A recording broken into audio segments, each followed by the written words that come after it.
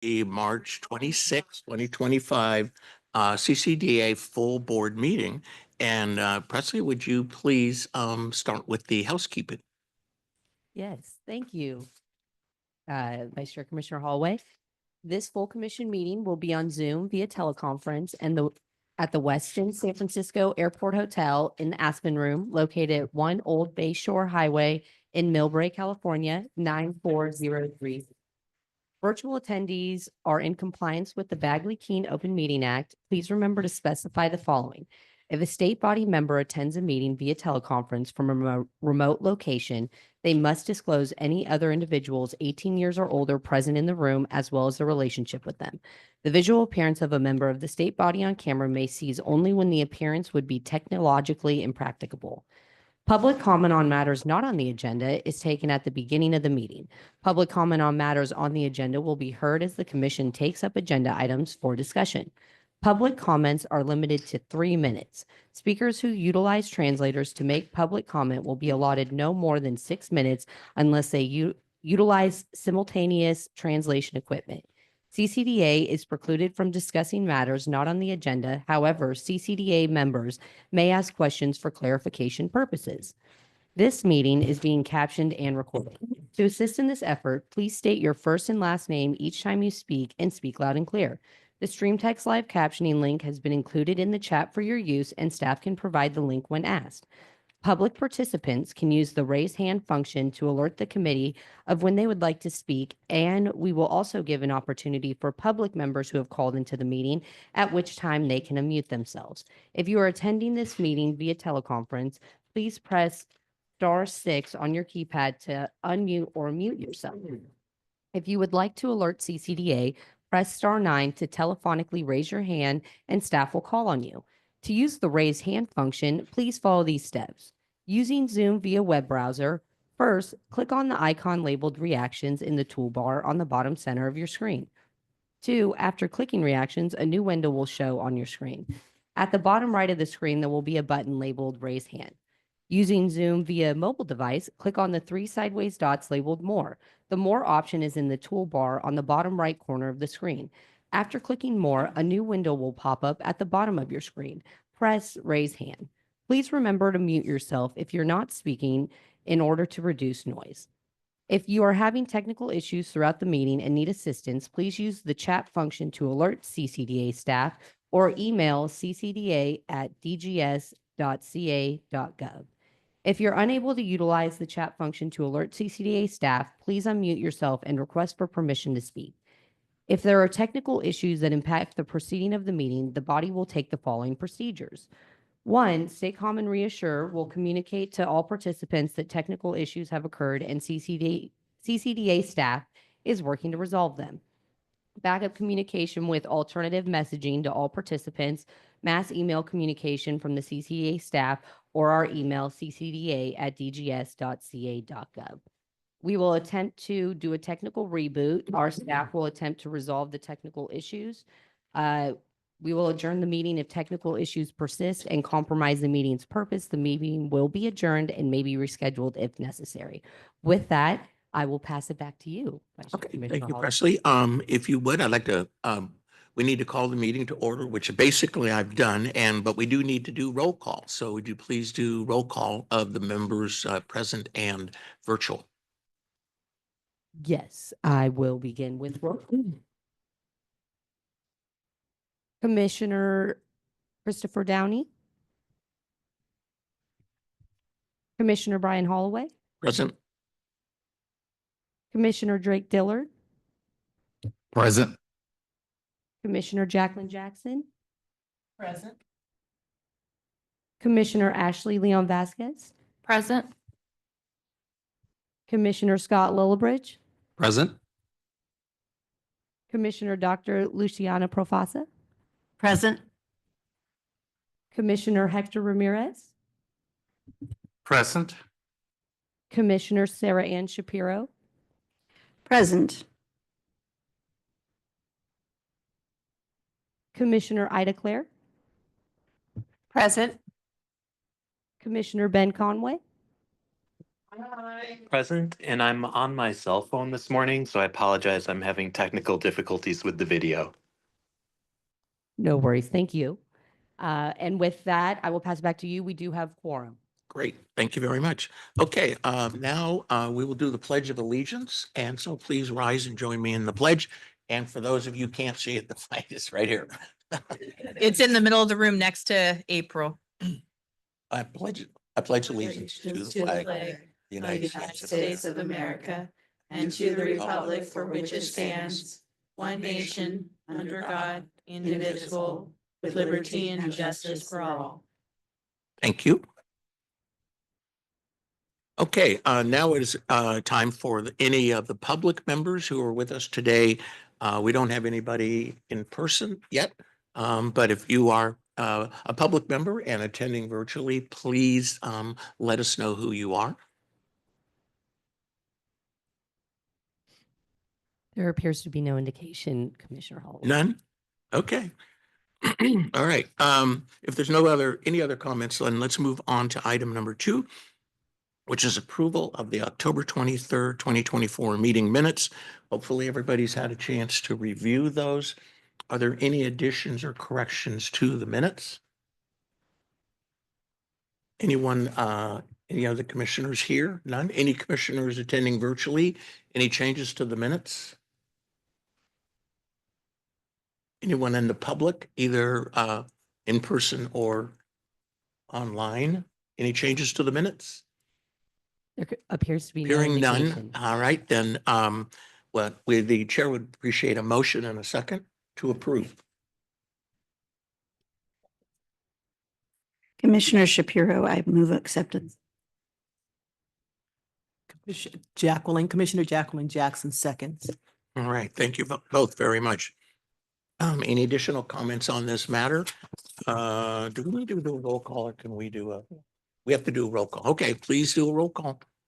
Thank you. All right, starting with the roll call. Commissioner Downey. Commissioner Holloway. Aye. Commissioner Dillard. Aye. Commissioner Jackson. Aye. Commissioner Leon Vasquez. Aye. Commissioner Lillibridge. Aye. Commissioner Dr. Profasa. Abstain. Commissioner Ramirez. Aye.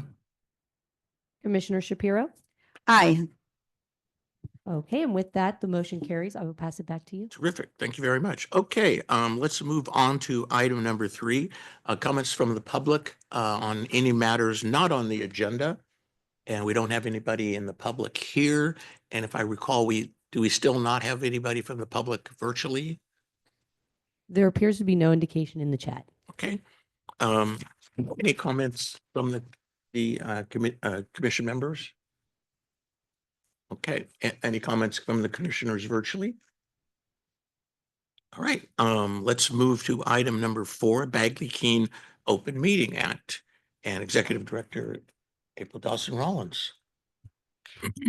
Thank you, Chair Commissioner Holloway. This is April, and it's that time of year for our first meeting of 2025 to remind everyone about the importance of following the Bagley-Keene provisions. And so I'm pleased to introduce Debbie Mallory, who is CCDA's Office of Legal Services from DGS representative, and she is here to talk with us about Bagley-Keene, and she's going to be referencing in your packet. There is a packet of information about Bagley-Keene as well as a copy of her presentation. And this is the same information that you received last year around the same time with any relevant updates that Debbie may present. And so with that, Debbie, we're ready for you. Thank you for being here. Okay, thank you so much, April. I'm glad to be with all of you today. Can you hear me okay? Yes. Yes. Okay, great. And do I have permission to share my screen so I can share the PowerPoint? Please do. Okay, thank you. Let's see if I can get this right. And want to see if I can share it with you without you seeing my notes. Can you let me know if you can see the PowerPoint without my little notes below? Yes. Okay, great. All right. Okay, well, good morning. As April shared, my name is Debbie Mallory, and I am providing legal support to CCDA. I'm in the Office of Legal Services through DGS. And I know all of you are probably very familiar with the Bagley-Keene Open Meeting Act, possibly more familiar with it than me, but I would like to do my best to share it with you. Hopefully you might learn something new. I want to keep it interesting. And because I want to be as inclusive as possible, whenever a slide has a picture, I will do my best to describe it for those who might not otherwise see it. And I'll try to speak slow. Please let me know if I need to slow down. So this title page shows a little boy standing on a stool. He's got a megaphone in front of his mouth, and he's wearing a ball cap, a striped polo shirt, some shorts, and sneakers.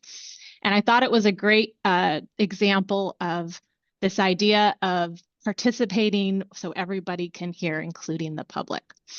So the agenda that we're going to go over today, I've got 5 key areas. The purpose, meetings that are subject to the act, a little bit of procedure, closed sessions, and consequences for violations. As attorneys, we like to make sure everyone knows what can happen if you don't follow the rules. And in the bottom left of the slide is a little bit, a glimpse of that little boy holding that megaphone. So purpose, I really like this because it gets to the heart of the Meeting Act requirements. The requirements are twofold, or the purpose is twofold: transparency and opportunity for public participation. I think that the picture on the slide is a good vignette of the twofold purpose. So what I see is a view through a floor-to-ceiling window of a conference room. People are gathered at a rectangular table and appear to be conversing. One woman is standing and a few other people are look to be engaged with the speaker. The things that stand out to me in this picture is, one, that people are actively engaged in the meeting, and with the large glass windows, everyone can see. So those are the important takeaways to try to remember when you think about the Bagley-Keene Open Meeting Act purpose. 1, does the public have an opportunity to be actively engaged? And 2, can the public feel confident that the actions of the state body are transparently shared? All right, so just a little bit of going over some terms and definitions. Try not to bore you here, but this is a really interesting thing. Meetings subject to the act. The definition is very straightforward and concise, but within the definition, there are 3 words that are further defined in the act. So what meetings are subject to the Bagley-Keene Open Meeting Act? So meetings of state bodies must be open to the public. Very simple, right? Again, in the picture in the background are people meeting around a table. They appear to be conversing over something, and papers are spread out on the table. So meetings, state bodies, and open to the public are further defined. Under the Act, a meeting occurs when the majority of a state body gathers to hear, discuss, or deliberate on an item under its subject matter jurisdiction. This is defined in the government code, and it's clear here that we are meeting today and hoping to deliberate and discuss items listed on the agenda. So we have a meeting here, and the picture is just another view of some working professionals meeting in a conference room. They appear to be having a calm discussion and actively engaged. One person is leaning forward in their chair, another person has a laptop open, and there's a whiteboard in the background. So we know what meetings are, and in case you were wondering what all state body might mean, we know our commission is a state body, which is basically a multi-member body, but a state board could be a body, and these are formed in one of 5 ways. In our case, CCDA is formed by statute. But state bodies or state commissions and boards could also be formed by executive order, a delegated body, an advisory body, or supported by a state body. I understand CCDA has some advisory bodies as well, and delegated bodies for some of the smaller meeting groups. Open to the public. I like to define this one because it's a little bit more nuanced than the general idea you might think of. So open to the public, if you're going to a store, open to the public means open for business. But in the case of our commission meetings being open to the public, not only must the public be able to attend, but they need a chance to participate and voice their opinion. So that is why we have the comment periods. Okay, so now gatherings that are not meetings. This might seem pretty self-explanatory, but let's just go over a few examples of what is not considered a meeting under the Act. A meeting of two people, private communications with the public, say via email, information that you might obtain from staff, one-way written legal advice from counsel, a public conference that you might attend, or a social gathering. There is a caveat, however, and that is this idea of a serial meeting.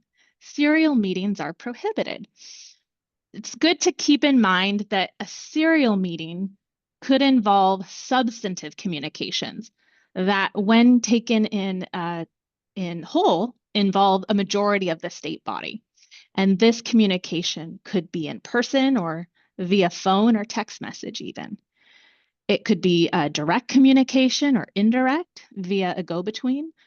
So the idea is that deliberation of an item under your jurisdiction should not occur in private because it would lack the purpose of the act, which is transparency, and the public would not have an opportunity to be involved. All right, well, our commission gets the open meeting procedures right. April does a great job of that, as well as Abigail and the team. But just to highlight some of the procedures, not all of them, but you'll notice that the requirements are that the location, date, and time be disclosed, that contact info be provided in case there are, questions about reasonable accommodations to make sure everyone can access the meeting. And the agenda needs to be provided. Some of the more specific or nuanced things is that the notice needs to be provided at least 10 days in advance. And agenda items need to be brief. They don't need to be excessive, 20 words or less.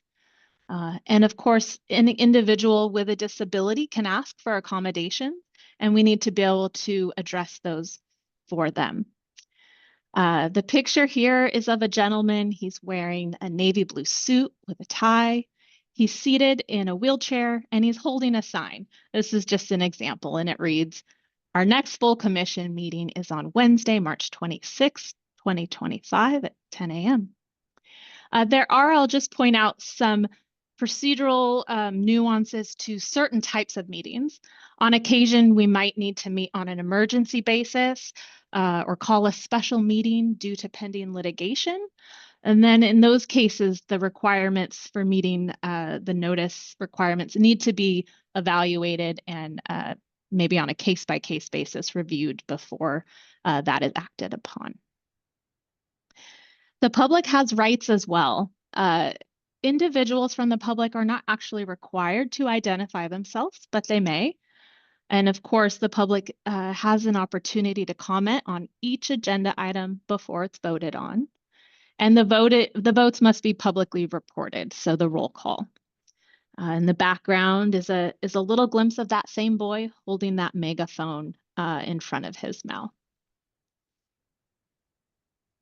Okay, so this is a hot topic. Teleconference meetings. I know we all really value the flexibility and access that it gives to those that want to participate. And there are two types of teleconference meetings that are allowed currently: traditional rules and alternative rules.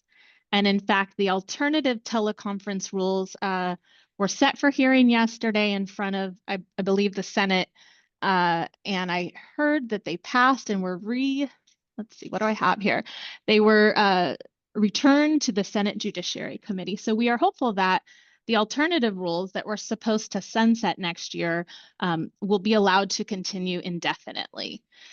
A few differences, not all of the differences, but a few differences in the two types of teleconference meetings currently allowed under the Act for advisory boards are that teleconference locations must be disclosed under the traditional rules and the alternative rules as well.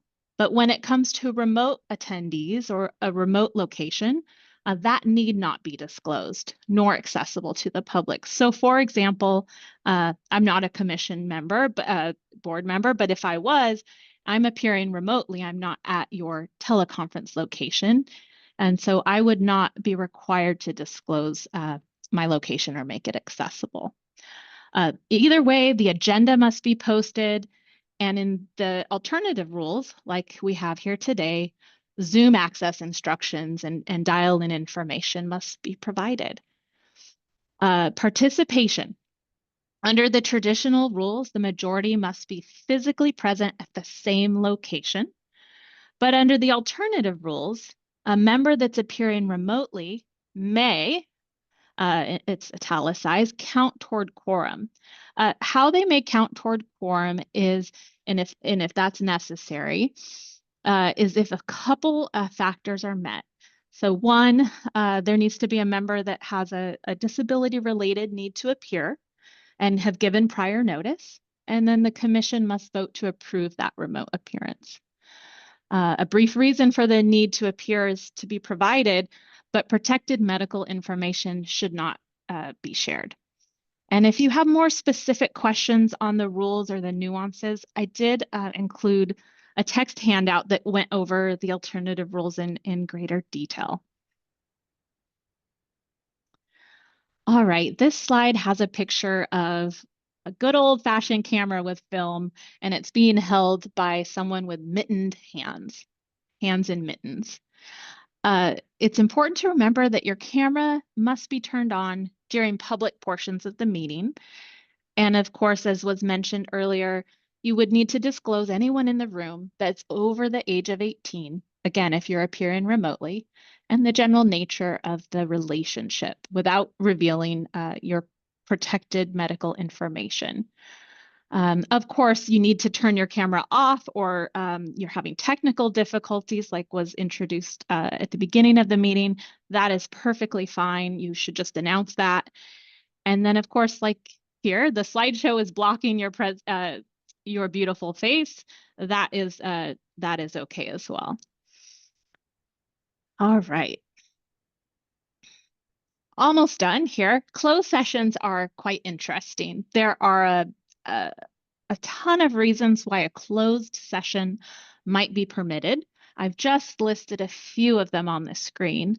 They are personnel matters, pending litigation, licensing examinations, or administrative adjudications, real estate negotiations, agency security, or review of audit reports. There may be special instances where a session should be private, but those would need to be evaluated on a case-by-case basis. The Department of Justice has actually put out a handout that gives some more detailed examples of what those closed sessions, when those closed sessions might be allowed, and if so, what sort of requirements must be met. For example, a personnel matter could be taken in closed session. However, in certain instances, if an employee, for example, is being spoken to, they may elect to have it be public, but they have the right to request that. Another example is real estate negotiations. I don't think CCDA is going to be doing any of those anytime soon, but if we were bidding on a property and we wanted to give our real estate agent some parameters for how high or low we wanted to go, that sort of discussion could be in private. The picture here is of an empty hallway, and there is a closed door. A few procedures, again, not all of them, but just to keep in mind, we would want to list the closed session item on the agenda. You wouldn't need to disclose much of it, but say there was a pending case in court, you would disclose the court case name.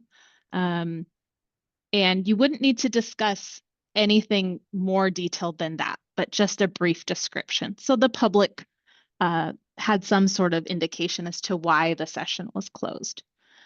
And then statutory authority for why you're allowed to have the closed session should also be cited on the agenda.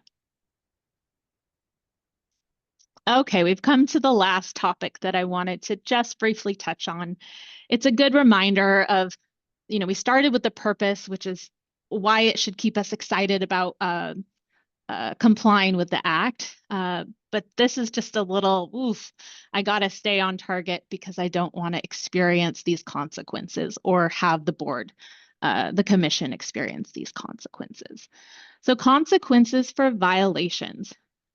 Let's go through those.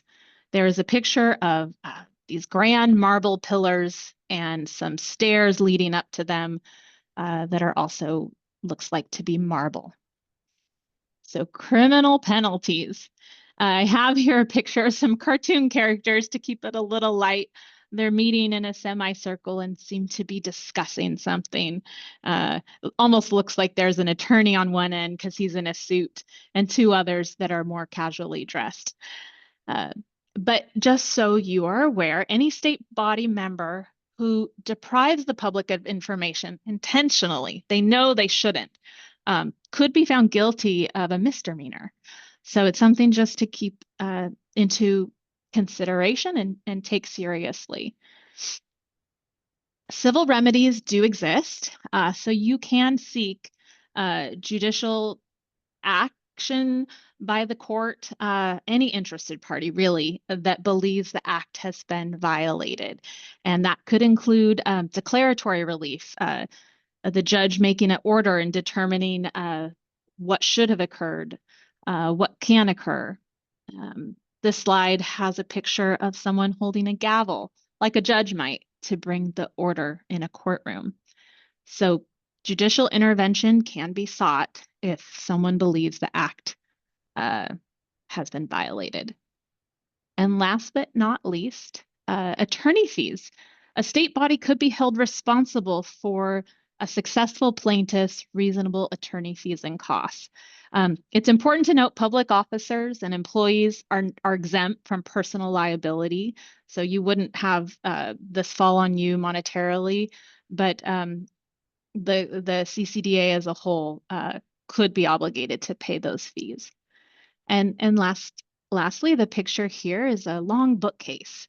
The shelves are filled with red and black law books.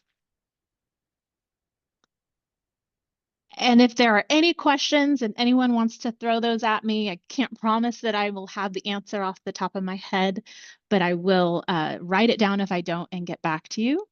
If you have any questions, please feel free to jump in. I have a picture here of a school. Looks like a teacher is at the front. There are several students raising their hands. Look like they want to answer the question very excitedly. And thank you so much. My email is there if you would like to email me and get in touch. debbie.mallory@dgs.ca.gov. And we're going to finish with that same boy holding a megaphone to remind you all, we want the public to be engaged and involved and feel that they can participate. And I'll stop sharing my screen, and then that way I can see if anyone has questions. Okay. Thank you, Debbie. Thank you. Very You're good. welcome. Very thorough presentation. Very much appreciated. Do we have any questions or comments from commission members present? None of you. This is Commissioner Lillibridge. I do have a question, and I'm still a little uncertain, Debbie, as to the question of a commissioner that is participating remotely being part of the quorum. Yes. Okay. So, if the commissioner is appearing remotely due to a disability-related need, and they've notified the commission in advance, at least before the meeting, if not sooner, and the commission votes that that remote appearance is permitted, then they can count towards the quorum.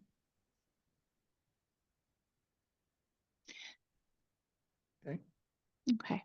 Okay. There's also Anything else? a little bit more of a description in that text handout that I provided as well. Okay, any other questions or comments from commissioners present?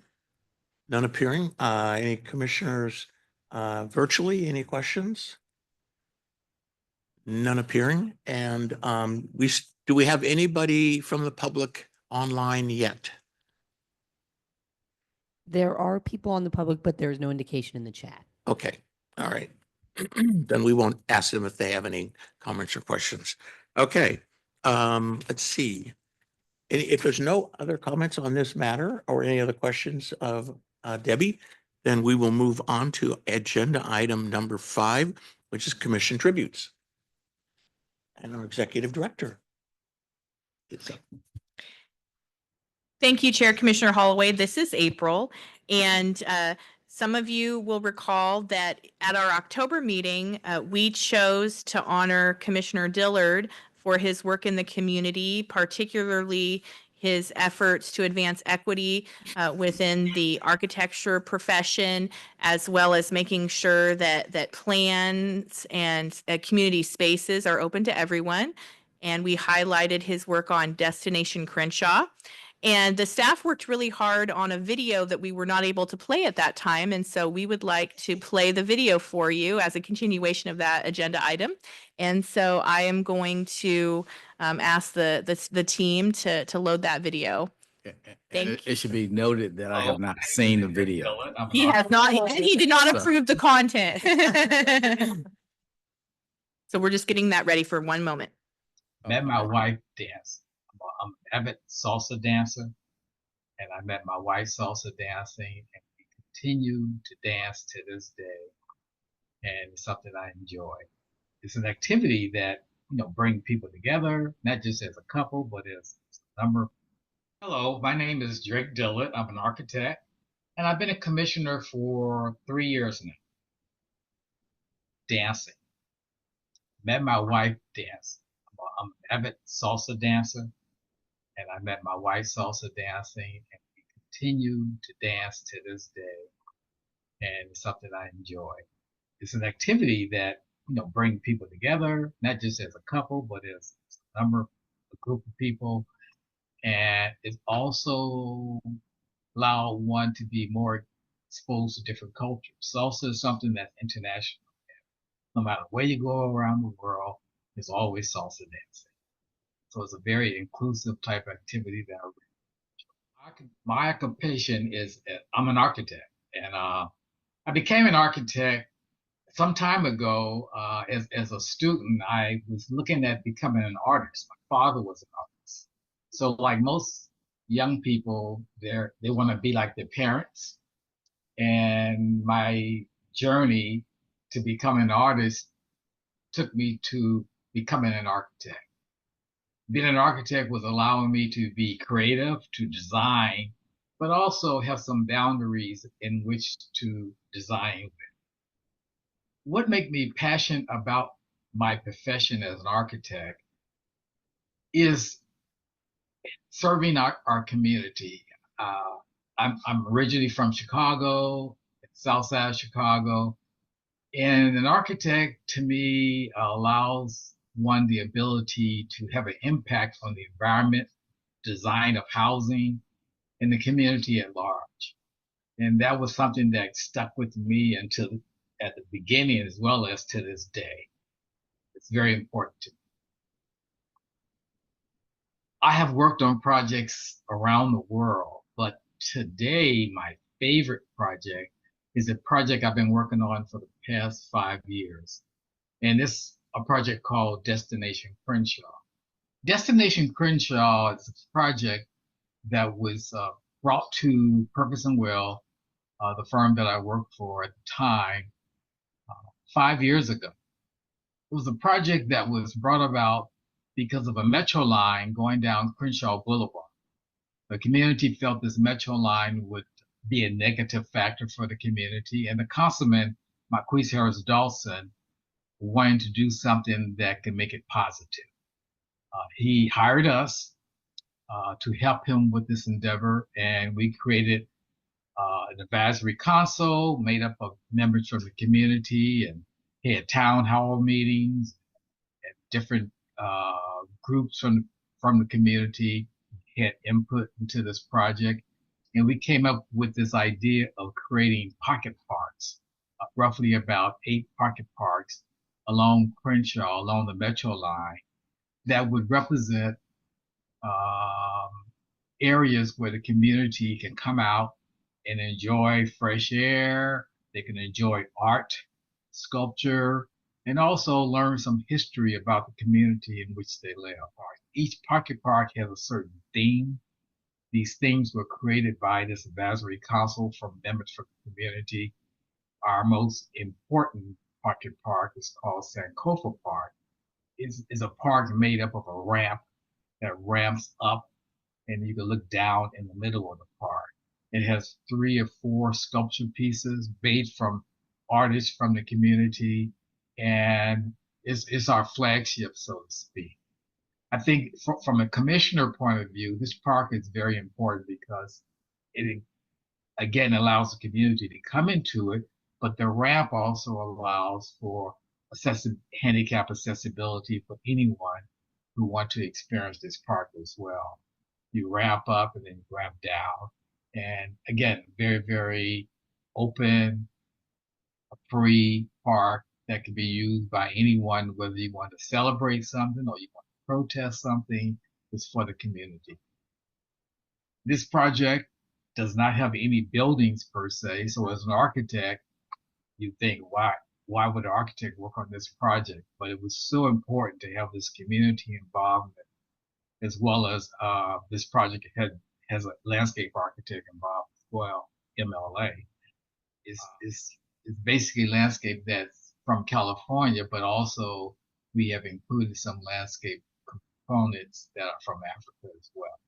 A project that I worked on with the commission is the checklist that we have spent, I think, for the past few years, time on. This particular project, the checklist project, allowed me to meet new commissioners as well as get involved more closely to what we do as a commission, and to actually produce a booklet that can now be passed out to the community and to business owners to help. Again, being an architect, we're always sensitive to designing our projects and our buildings to be accessible. I think that for me, being a commissioner, it goes a little bit beyond that, because making something accessible is a requirement, but how you make it accessible is something that I think each architect might look at it a little differently. I teach as well, and so when I teach students and I teach them about making things accessible, I try to make it a point to not just make it accessible, but make it inclusive as well. And what do I mean by being inclusive? Well, inclusive means if you're going to do something and have a ramp or stairs, let's not try to separate them so that one person go to the left, one person go to the right, but let's try to make them more inclusive so that there's this unification of the two versus separation. Serving on the CCDA board has not just made me more aware of accessibility, but going to the meetings, whether it's a committee meeting or whether it's a board meeting, and sitting down with other members of the board, and as we talk and as we make decisions and plan, it's a wonderful feeling to be part of this team.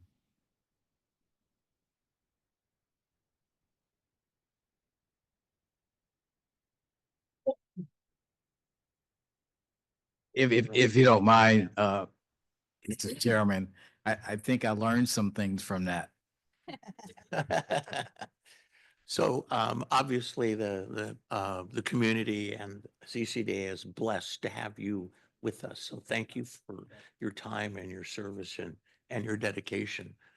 Any other commissioners present would like to add to the tributes or say anything?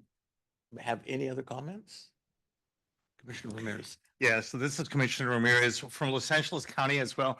And I'm just really so thankful for the knowledge, but then definitely the contribution that members of this commission are doing to the improvement and continued beautification of our beautiful Los Angeles County as people are getting ready to visit us for the Olympics. I hope that all of this is ready in place for that to really showcase the way in which Los Angeles County is not only inclusive, but accessible to folks. And I'm just really excited to be here with a colleague that is helping to really shape Los Angeles County for our communities, for our over 10 million residents. So thank you, Yate. Thank you. Okay, any other comments from commissioners present? This is Commissioner Shapiro. I just wanted to add how much I have appreciated having your expertise, knowledge, occasional dry wit contributed to the commission. It has been such an honor and a pleasure to get to work with you on this commission. Thank you, Commissioner. Okay, any other commissioners? Yes. Hi, this is Commissioner Ashley Leon Vasquez. I just wanted to say how inspirational the video was. Particularly what resonated with me was when you said it's a requirement, but furthermore, it's like how we do it. Whether it's the fact that it's a requirement, but how we do it, the love that we maybe put into it, right? So thank you for that. And I also just want to make a quick comment, if I can just describe the video visually. So it was Commissioner Drake Dillard sitting in what appears to be a home office with a library behind him. So Thank you for mentioning that. Appreciate it. Okay.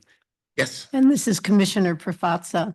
I love the fact that not only was it accessible, but it was beautiful. What you created was truly a piece of art. So bringing art into our communities is just resonates for me. So thank you for that.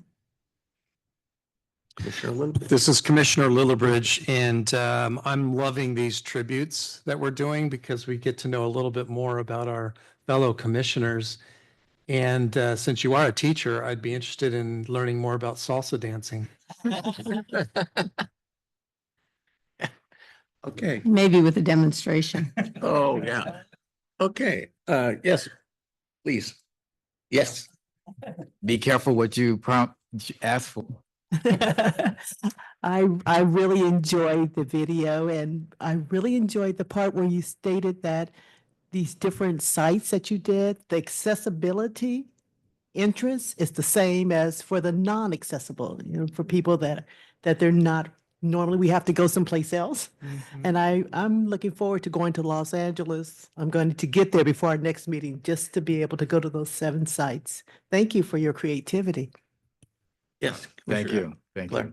And I don't want to talk too long.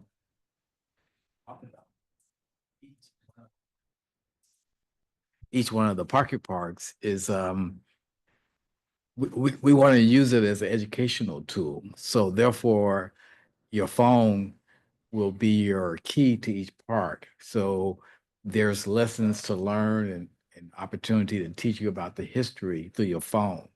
So as you go along, you would use your phone, tap it, and it will give you information about the art, about the community.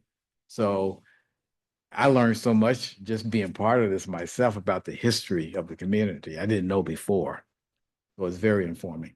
Yes. So this is Ida Clair. Now it's staying on. This is Ida Clair. I really enjoyed that segment. I appreciate having a fellow architect on the commission. And when I'm in LA, I want a personal tour. Okay. Drake, because I'd really love to learn more about the design process and the result. We'll do that. Awesome. Thank you.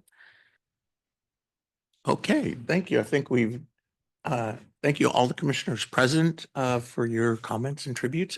Also, any commissioners online have any comments or additional tribute?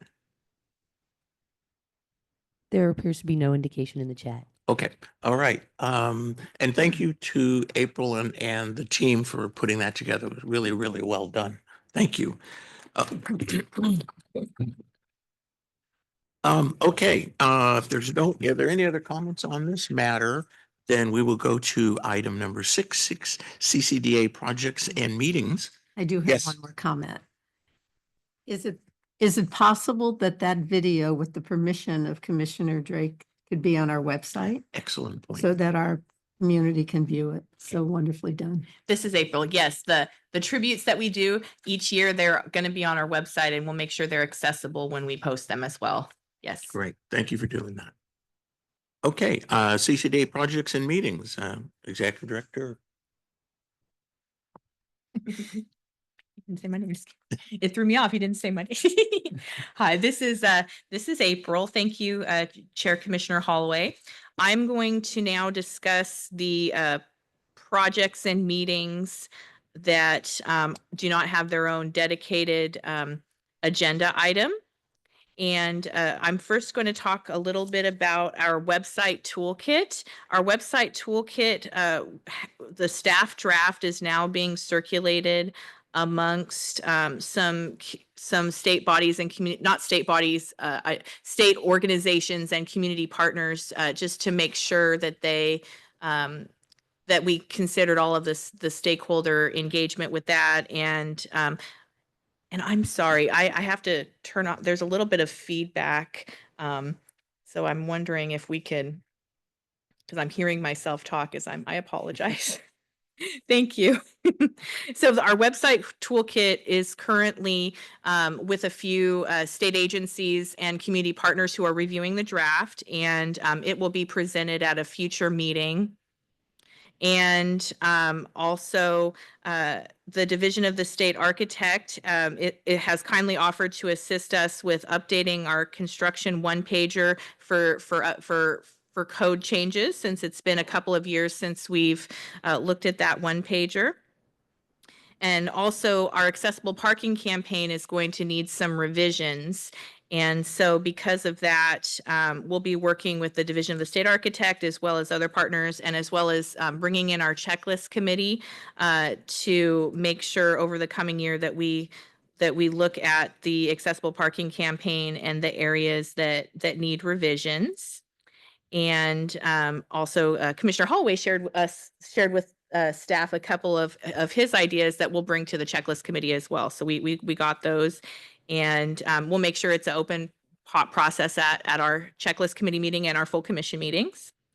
Also, I know I've been talking about this over the last couple of months. We are in the process of identifying some key codes within our legal portal to update so that they're more in line with Chapter 11B and easier for the attorney to identify the drop down that most accurately reflects what's actually happening and being alleged in the complaint, so that our data matches that, more accurately, because we're always looking at how to improve the veracity of our data.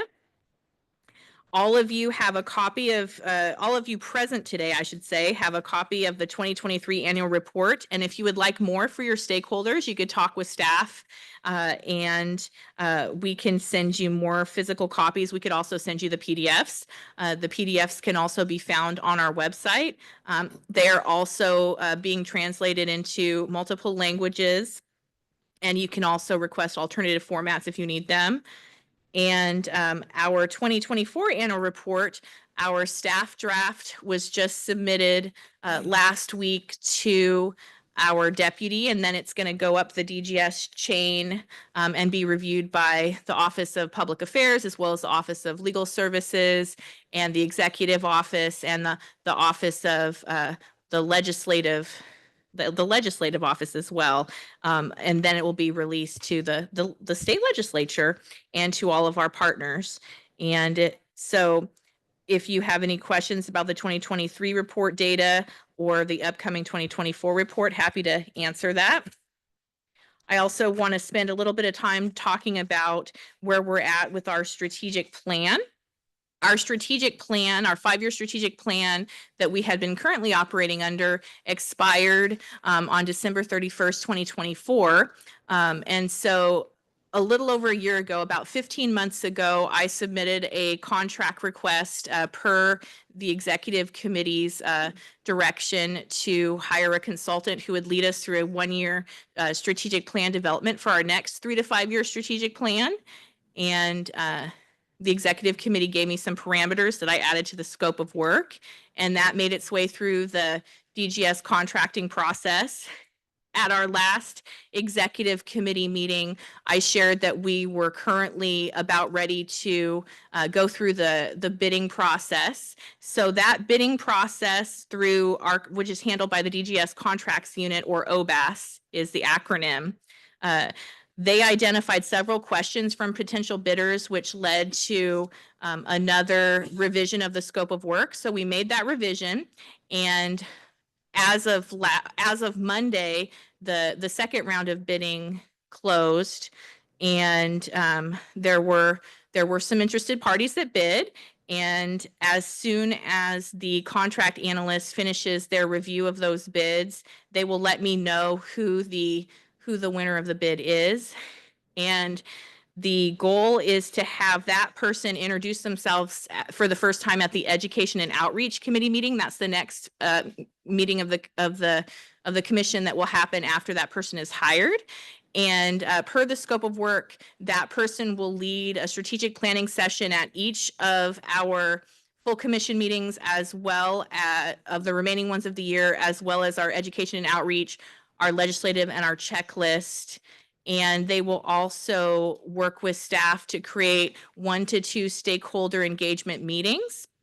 All of these will all be Bagley-Keene in public, and they will also, be working on the draft and presenting updates to the executive committee on the draft and to management on the draft.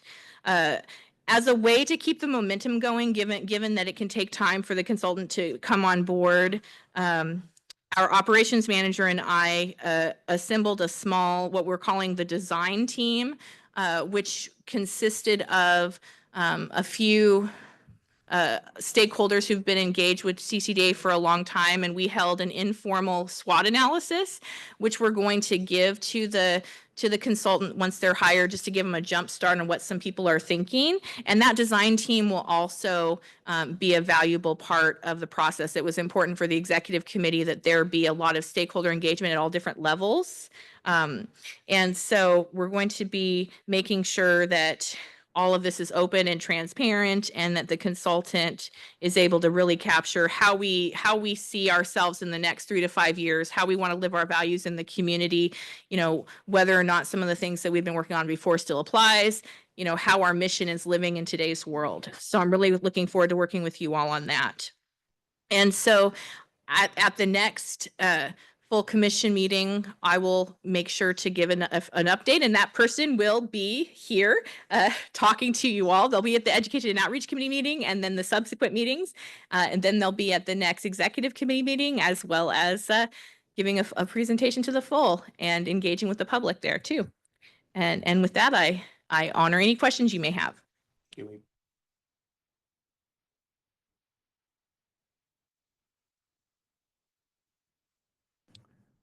This is Commissioner Lillibridge. Thank you for that report, April. My question is on the selection of this consultant. Remind me again, who is it that's selecting and going through the proposals and selecting the consultant? Thank you, Commissioner Lillibridge.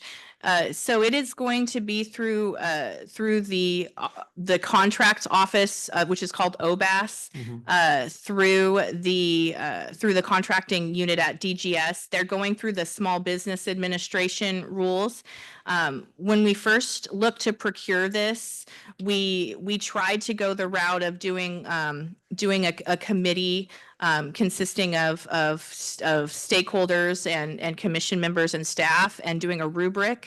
However, as that moved through the process and was taking a long time, OBAS recommended, because of the size of the scope of work and what was that we could achieve the same thing for a shorter amount of time if we went the small business route. And so we switched it about 6 months ago to that, which meant that the OBAS consultant would put out bids to those that are on the vendor list for the small business who have certification to be small business contractors for the state.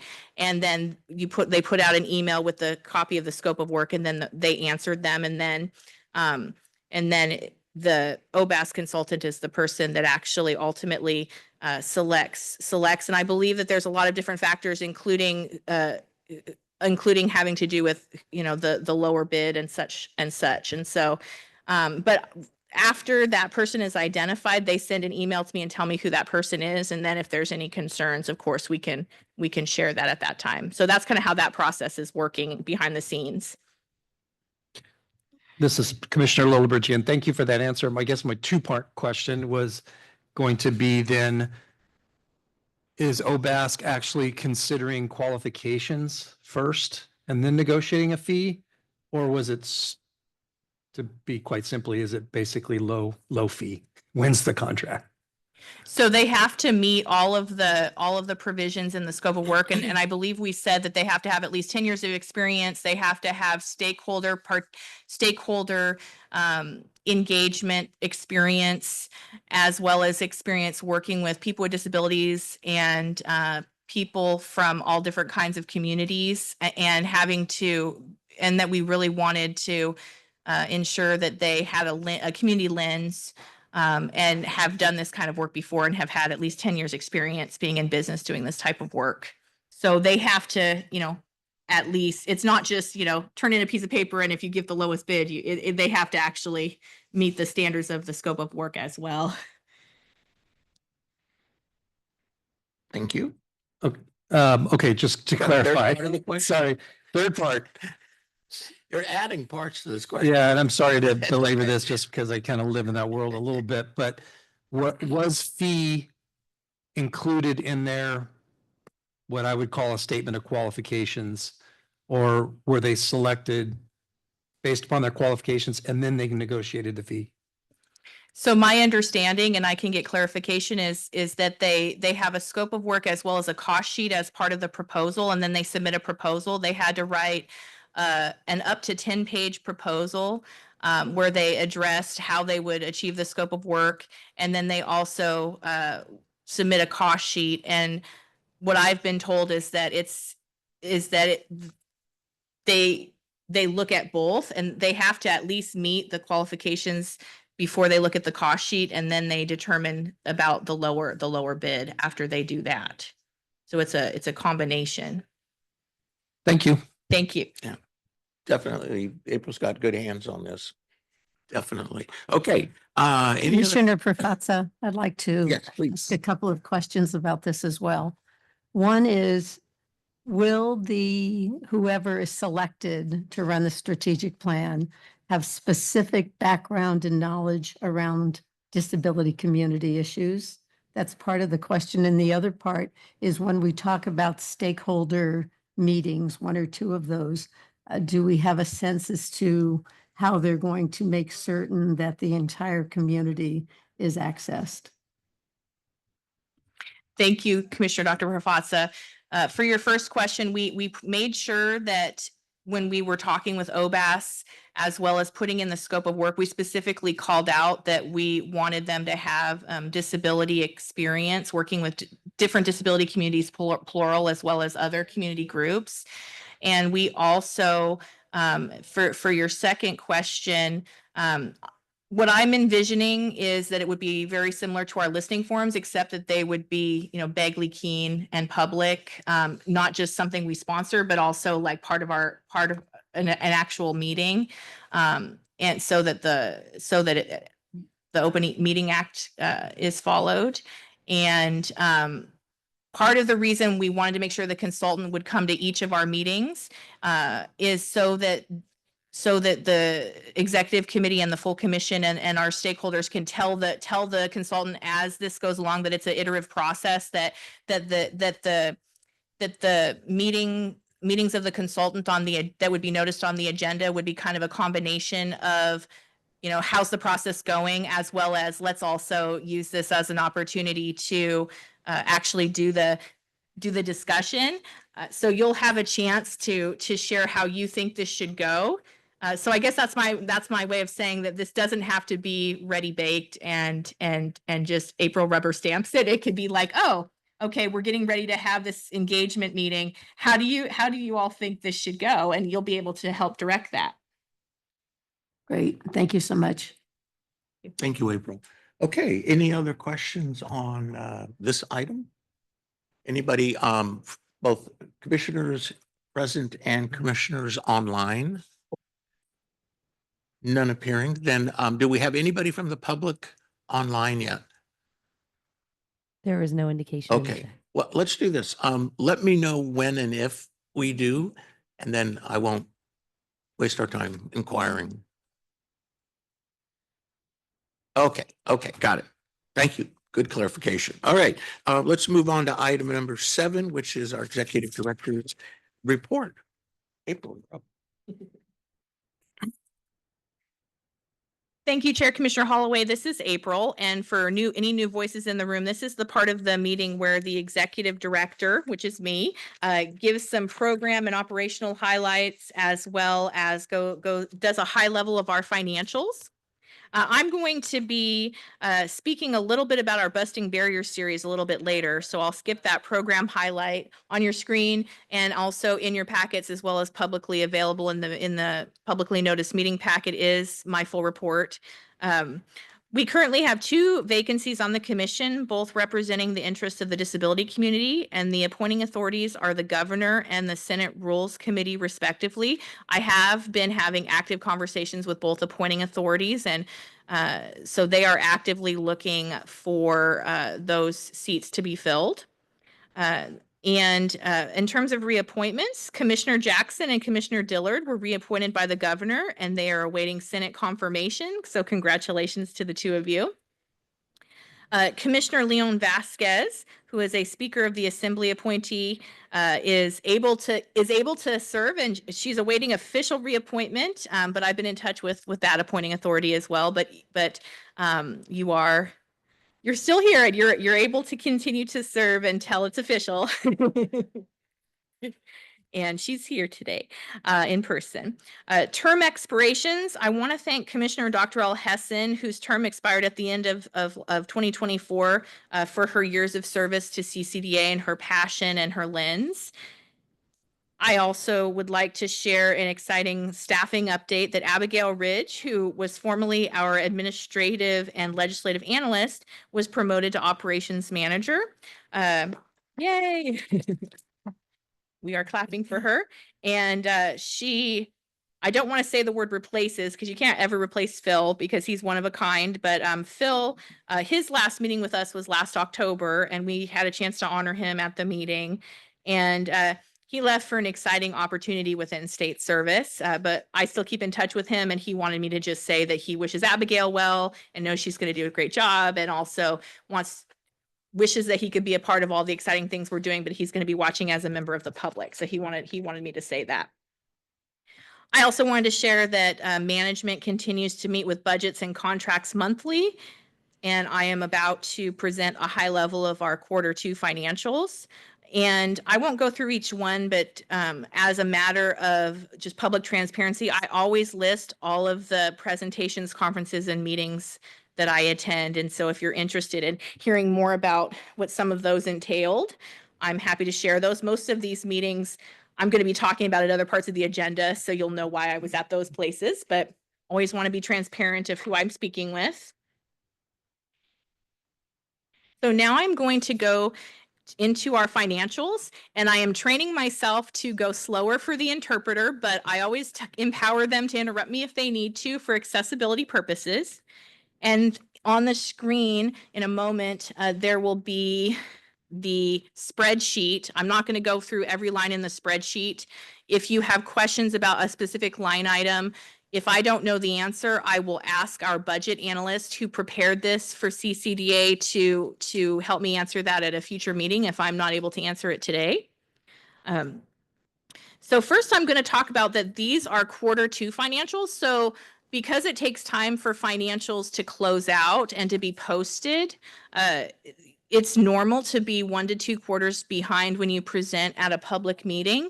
It doesn't mean that anything's wrong. However, if I'm ever presenting financials that are 3 or more quarters in the past, you should really call me on that. I say that to all the boards and commissions I've ever served. And that's just a way for you to be good stewards of the public funds.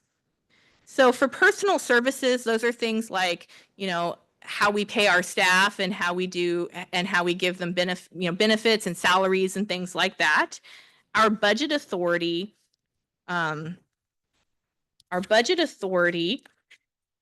is $834,000. Thank you. Which means that the legislature gives us permission to spend that much money under personal services. To date, we have spent $407,669. And if we continue spending on this spending trend, we will have spent 92% of the personal services.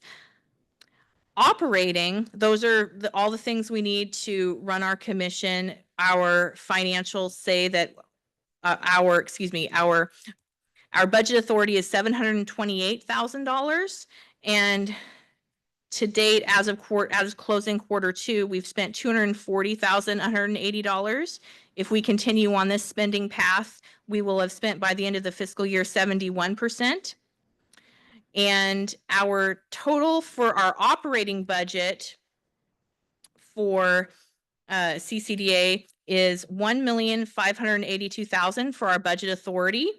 And our total year-to-date spending as of the end of Q2 is $648,000. If we continue on this spending path, we will have spent 83% of our budget. And I have met with Operations Manager Abigail Ridge. We meet weekly as well as meeting with our DGS budgets team monthly to talk about how we can be both on track with our spending, but also make sure that this gets to 100%. And as I said, this is about 2 quarters in the past. And so we're actually on track to be higher than this. But we're actually doing much better than in past years where I've shared that we need to make sure that we're spending all of our dollars, because we're not like a nonprofit that has a reserve. It's like you use it or lose it. So that's an important thing for everyone to know. I also wanted to share the reason why we actually have 2 sources of funding, but I like to present them separately because the funding from the high frequency litigant dollars can't supplant our operating budget. And if you mix the 2 together, it kind of gives a false impression of our spending. Also, something to keep in mind about the high frequency litigant fund is that it's a pot of money that encompasses multiple years and multiple appropriations that we have to spend down with different due dates. And so that's why I have concluded talking about our operating budget. And now I'll talk about the fact that we actually currently have in all the pots of money, our budget authority for our high frequency litigant fund is $1,023,000. So that's quite a bit of money. And as of Q2, and I'm going to have a little bit of a hard time, our total expenditures for this year is a little over $130,000. And so I've met with our budgets analyst, and we've come up with a couple of unique ways to spend the funding down. We're planning on hiring a retired annuitant who can help us with some of the technical assistance questions that we receive from the public, as well as working with us to help us to build relationships with, municipalities and others. We're also utilizing these funds for all of our community forums and webinars. Whenever you see an ASL interpreter at our forums, whenever we translate a document, and whenever we also have translators at our meetings. Those are some of the things that we're doing, and we're sort of calling this commission to community. And so the high frequency litigant dollars come from court fees that those that are defined in statute as high frequency litigants have to pay, and we receive 50% of those funds. And so that's why every year, that's why there's so much money in there, and that's why we're spending that money down. And so I took a lot of the suggestions from the prior full commission meetings where we've talked about how to spend this money down, and we are actively spending it down. This 130 is just about what we've spent so far this year. So happy to talk more in detail about, this commission to community initiative and how we're going to make sure that we're educating, using these dollars for what they're intended for, which is to prevent high frequency litigation. We also received a lot of feedback recently that from members of the public who would really like us to talk up to businesses about what to do when you get a demand letter. So we're planning on developing a one-pager and putting it in translating it in multiple languages about what to do when you get a demand letter, and really kind of just increasing our ability to just take these dollars to just go out into the community. So we've got a lot of momentum going, and we're continuing to spend these funds down. So if you all have any questions about my report, that concludes my financial and operations report. Thank you. Okay. Questions of April's report from commission members attending? Commissioner Not hearing? Prafazza, Yes. could you say a little bit more, April, about some of these more specific categories to which we could spend those funds? Thank you, Commissioner Dr. Prafazza. This is April. So it's pretty broad. The only real stipulation is that it has to be used, toward our overall mission of outreach and preventing high frequency litigation, and educating our stakeholders about disability access. And the only caveat is that it can't supplant our operating. So it's like we can't use it to fund, salaries and benefits and things that are in the operating budget. So we have a lot of creativity, which we've already started employing, but we also have the ability to continue to be creative and decide how we should make sure that these funds are being spent down. Commissioner Prafazza again. So if we wanted to create a grant program, say, for example, to fund CASp training for people in our community, is that something we could do? That's something that we've talked to budgets about, and they've cautioned us about that, just because there's a lot of, because we have to be careful about funds that continue beyond, because we're not sure, how, as long as it's in the Budget Act, we will continue to receive these funds, but it's not like a guarantee. And so they've encouraged us to think more about kind of like short-term things. Also, we've gotten some conversations from legal about, because we did talk about, well, what if we did do that? And that there's some legal caveats we would have to jump through. And so that's why staff kind of came up with some more different ideas that have more to do with our education and outreach and hiring short-term staff, as opposed to setting up, since we haven't been traditionally, the commission wasn't set up to be grant makers. There's just some things that I think we would end up spending a lot more time trying to figure out if we could really do it, and it might than actually being able to do it, but happy to share more. Thank you. Thank you. Okay. This is Commissioner Shapiro. I have a question. So, for example, if we wanted to make a video of a CASp inspection, I think sometimes people don't know what it is or what happens at it. If we were to, say, get a CASp to walk a site and make a video, this is what happens at a CASp inspection, show people how they use the 4-foot level to measure slopes, and actually take sort of the toolkit and make like a walkthrough, so you could actually see visually, for those who can, that what happens has certain steps to it. I'm wondering if something like that, like an educational video with description of they show up and how they do what they do. So something like that, that would be a one-off. Is that the sort of thing we could use the funds for? This is April. Yes, that is something we could use the funds for. And that's actually a great idea. I'm sort of writing this down in kind of a parking lot of, you know, how we could utilize videos to educate municipalities and also like dispel myths. We've also talked about the idea of maybe making a municipality about what to do when you get a demand letter or things like that, or just like, or taking different parts of our accessible parking campaign or things like that and showing it in a fun way. Thank you. Okay.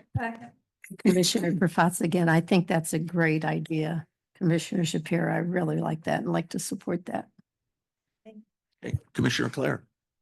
Thank you. I do want to caution a little bit about that type of video and ensuring that local jurisdictions, they also perform inspections, and so not speaking on behalf of them.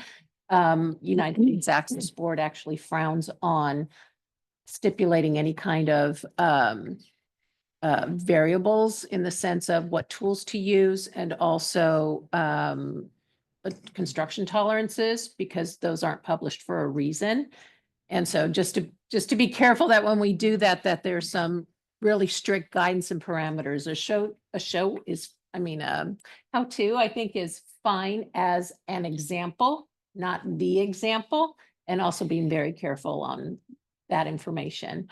I've like to also throw out there that I think that a good use of the funds is to provide also some continuing education fare for the state bar. We've talked about that specifically. Just I know that there's a lot of continuing education that attorneys need to do. And so those that represent business owners, I think it would be great to have one on disability access and when you get a demand letter and how to assist your business owners in addressing that. And obviously we would need help. I'm not an attorney, but we would need help with, you know, that developing that continuing education. But I would be willing to, you know, help a lot with how you use the building code and in that discussion. Thank you. Thank you both. Any other questions on this item today? This Commissioner Littlebridge, I guess I turned myself off. This Commissioner Littlebridge, I think I'd like to say amen to Commissioner Claire's comment about some kind of educational for the attorneys, because it seems like year after year, we constantly talk about, you know, one of our missions is to collect data on the allegations of accessible issues and whatnot, and going into a beautiful report that we have on our desk here. So yeah, I think anything that would move the needle more on better reporting of these alleged violations would be, excuse me, very beneficial to the commission and reporting to the legislature. Okay. Thank you, commissioners, for those ideas. Really Thank you. great ones. This is Commissioner Shapiro, and I would just like to add on to Commissioner Claire's commentary. I am an attorney, and I think that adding legal education, particularly when all attorneys are required to have a certain amount of time spent on elimination of bias, and this might be a topic that could be both generally substantive and also possibly, if it fits into that elimination of bias category, attorneys are always looking for those specialty classes to fit that. I think it would be fantastic to have more education on requirements and also general knowledge when they get the phone call from their client of the types of responses. So I think that would be a very interesting program if we put it together. Thank you. Okay. Any other comments from commission? Yes. Hi, this is Commissioner Ashley Leon Vasquez. Just in regards again to the demand letter idea, I'm all for that. As a business owner, it is very scary to get a letter. And I would like to contribute in maybe collecting some personal and emotional narratives from other business owners that I know. And maybe those narratives can help in some way as far as like marketing purposes on how to market it or how to organize the information on maybe something just a little more digestible for business owners. Thank you. Thank you. Sorry. Well, we're throwing out ideas. This is Ida Commissioner Clair. Claire. Another idea that is worthwhile is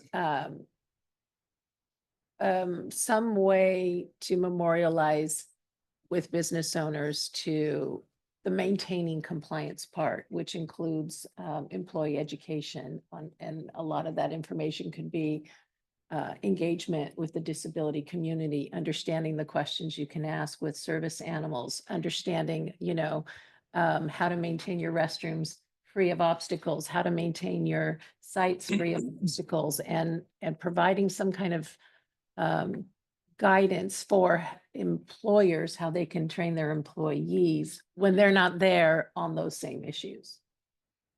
Thank you. Okay. This is, Thank you very much. sorry, Commissioner this is Shapiro? Commissioner Shapiro. Just to add on to that, I think that Commissioner Claire's idea could also be expanded to a scope of not just business owners and employers, but also property managers. Because in many cases, there are public areas of buildings where the property manager has that control, and the added education for them as well, I think would be really wonderful. Okay, good Yes, discussion, and everybody. this is Thank Commissioner you. Ramirez. Sorry, I waited my Commissioner turn. Ramirez. And I really wanted to definitely support what has been shared. As a person with a disability, I really appreciate this particular point, but I also really want to make sure to ensure that there is a disability component, intentional disability component in this particular conversation so that it's balanced between the public sector and the consumers, particularly if we could do something since it's short term, 2028, again, just thinking of one of our biggest opportunities here in the state of California to engage all of our business and community members around the Olympics and some of the other events that we're going to be hosting here at the state of California. Really gives us an opportunity to utilize that short time frame. Having come from the Olympics in Europe, the accessibility experiences both from the consumers was very diverse, as well as some of the disability accommodations. It was really great to see all of our business partners and agencies really cater to the different disability standards from different countries. Similarly, preparing some of our business partners here in the state of California to meet this great opportunity and definitely engaging this commission in those particular processes, I think would be a great opportunity. Similarly, to participate or collaborate in whatever way we can with the U.S. Access Port while it's still in function, so that we can perhaps both elevate the missions of both of them, but particularly how accessibility is a central issue in the state of California and our commitment to our communities. Okay, thank you, Commissioner. All right, let's see if there are any comments from commissioners attending virtually. None appearing. Okay, do we have any comments or thoughts from the public attending virtually? There's no indication in the chat. Okay, thank you very much. Good discussion, everybody, really, and I appreciate the ideas as well. Okay, moving on to item 8 is we're going to have a report from April on the revolving fund. Thank you. Thank you, Chair excuse me, Chair Commissioner Hallway. Well, I am really looking forward to this next presentation. I am happy to introduce Commissioner Clair, who is our state architect and one of our valued ex officio members on this commission. And I just wanted to say, just to kind of set the table, is that we work with DSA, with the Division of the State Architect, very extensively on educating municipalities, businesses, and people with disabilities on the Accessibility Compliance Fund and and also the other part to that, which is the Disability Access Education Revolving Fund. And so I am pleased to introduce Ida, who is going to give a presentation on this topic. Thank you, April. This is Ida Clair, State Architect, and I'm presenting on the Disability Access and Education Revolving Fund and the Local Access Compliance Fund. Abigail, if I just look at you, you can forward the slides. Perfect. Thank you. So the Disability Access Education and Revolving Fund was established by SB 1186 by Senator Steinberg in 2012. It established Government Code 4467, which provides for a dollar fee on business license or equivalent in every jurisdiction.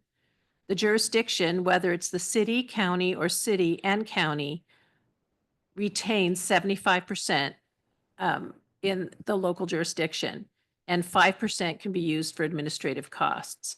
30% transfers to the Disability Access and Education Revolving Fund.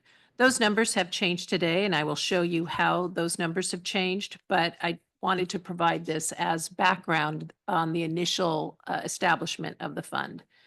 The Disability Access and Education Revolving Fund and the funds that are collected by the local jurisdiction. The highest priority is to increase certified access specialist services in the jurisdiction for the public.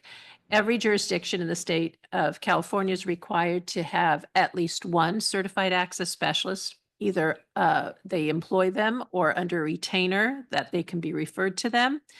And they are also required to have a sufficient number to assist in providing services to the public. Many of that is plan review services and inspection services. And sufficient number is not defined specifically in other aspects of the code, but obviously our jurisdictions vary in size. And so the jurisdiction needs to determine with their own legal counsel, what is the capacity for a sufficient number.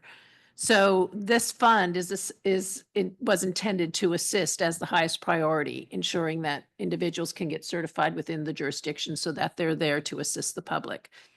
And then the other goal was to facilitate the public's compliance with construction-related accessibility requirements. In the initial establishment of the SB 1186, that is utilizing, creating documents, creating information material, any way that they can outreach to the local business community to ensure that they were informed.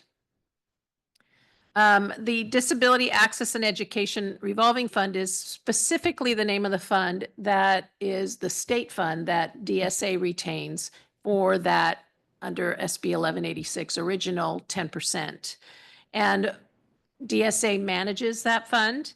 And the purpose of that fund, those funds, is to increase disability access and compliance with construction-related accessibility requirements by the following means: increasing the number of CASps by using funds to moderate costs of certification and testing.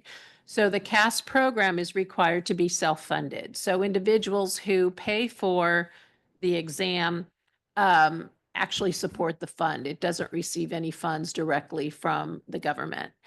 And so, or the state of California, I should say. And so these funds are supposed to offset some of those costs to provide that exam administration so that we can lower exam fees and by in turn getting more people to sit for the exam. And with these funds, we have lowered the fees from the original structure, and those fees have remained at that reduced amount.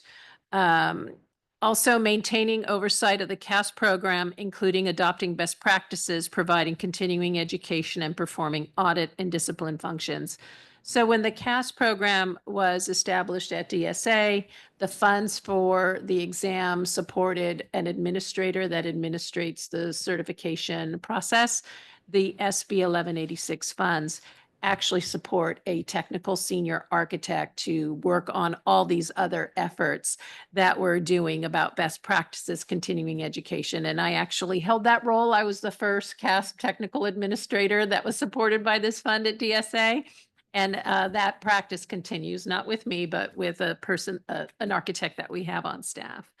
We also, with these funds, can work with the Department of Rehabilitation and the CCDA to increase our outreach efforts and developing educational resources for businesses to facilitate compliance with construction-related accessibility standards. So there are some additional requirements. We do have to provide a annual report to the legislator on the Disability Access Education and Revolving Fund, and that includes the funds that we've collected and how the local jurisdictions are using those funds. I want to be clear that DSA does not approve uses of the funds. It really is up to the local jurisdiction to ensure they meet the requirements in the law for appropriate use of those funds. We've also used some of the DERF funds, as we like to call them, in the acronym DAERF, to facilitate the AB 3002 model notice in a variety of languages and translation. And that notice basically informs business owners when they are paying into the fund that what the purpose of that dollar, originally that dollar was. That amount has increased, and I'll cover that in a minute. But we were able to provide that notice to the local building departments and also provide it in many languages so that it can have widespread use. Go ahead. Government Code 4467 that covers the DERF fund was amended by AB 1379 with Senator Thurmond in 2017. It increased that $1 fee to $4, and it also provided that if you do not issue a business license, many counties do not issue a business license, only cities do. And so in order to promote in county unincorporated areas access compliance, they decided that they could also use that $4 fee on a county building permit.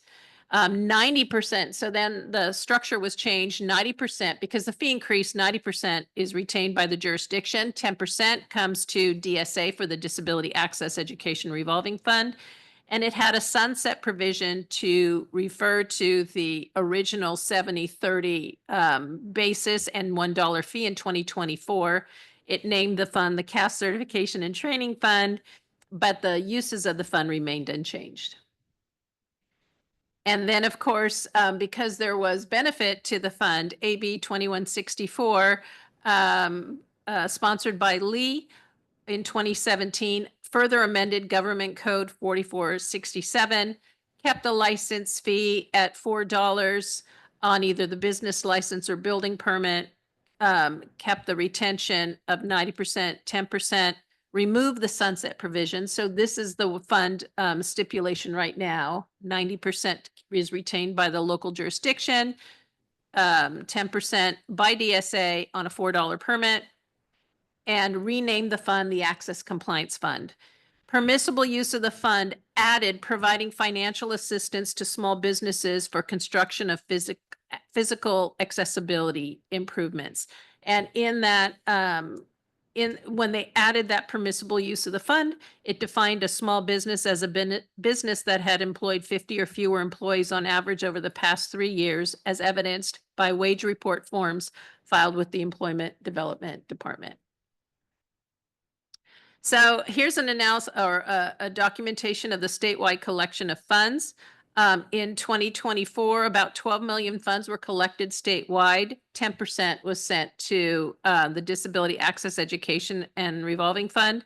That was a slight increase from 2023. 2023, we had a significant increase. And I think that was a lot of outreach efforts, probably from the CCDA and DSA in when jurisdictions did not actually submit their funds, ensuring that we contacted them and made them aware of the law and what they were doing. We found that in a lot of jurisdictions, the collecting the fee and not knowing what to do with the fee was a bit of a miscommunication issue. So some of that outreach increased those funds. Next slide, please.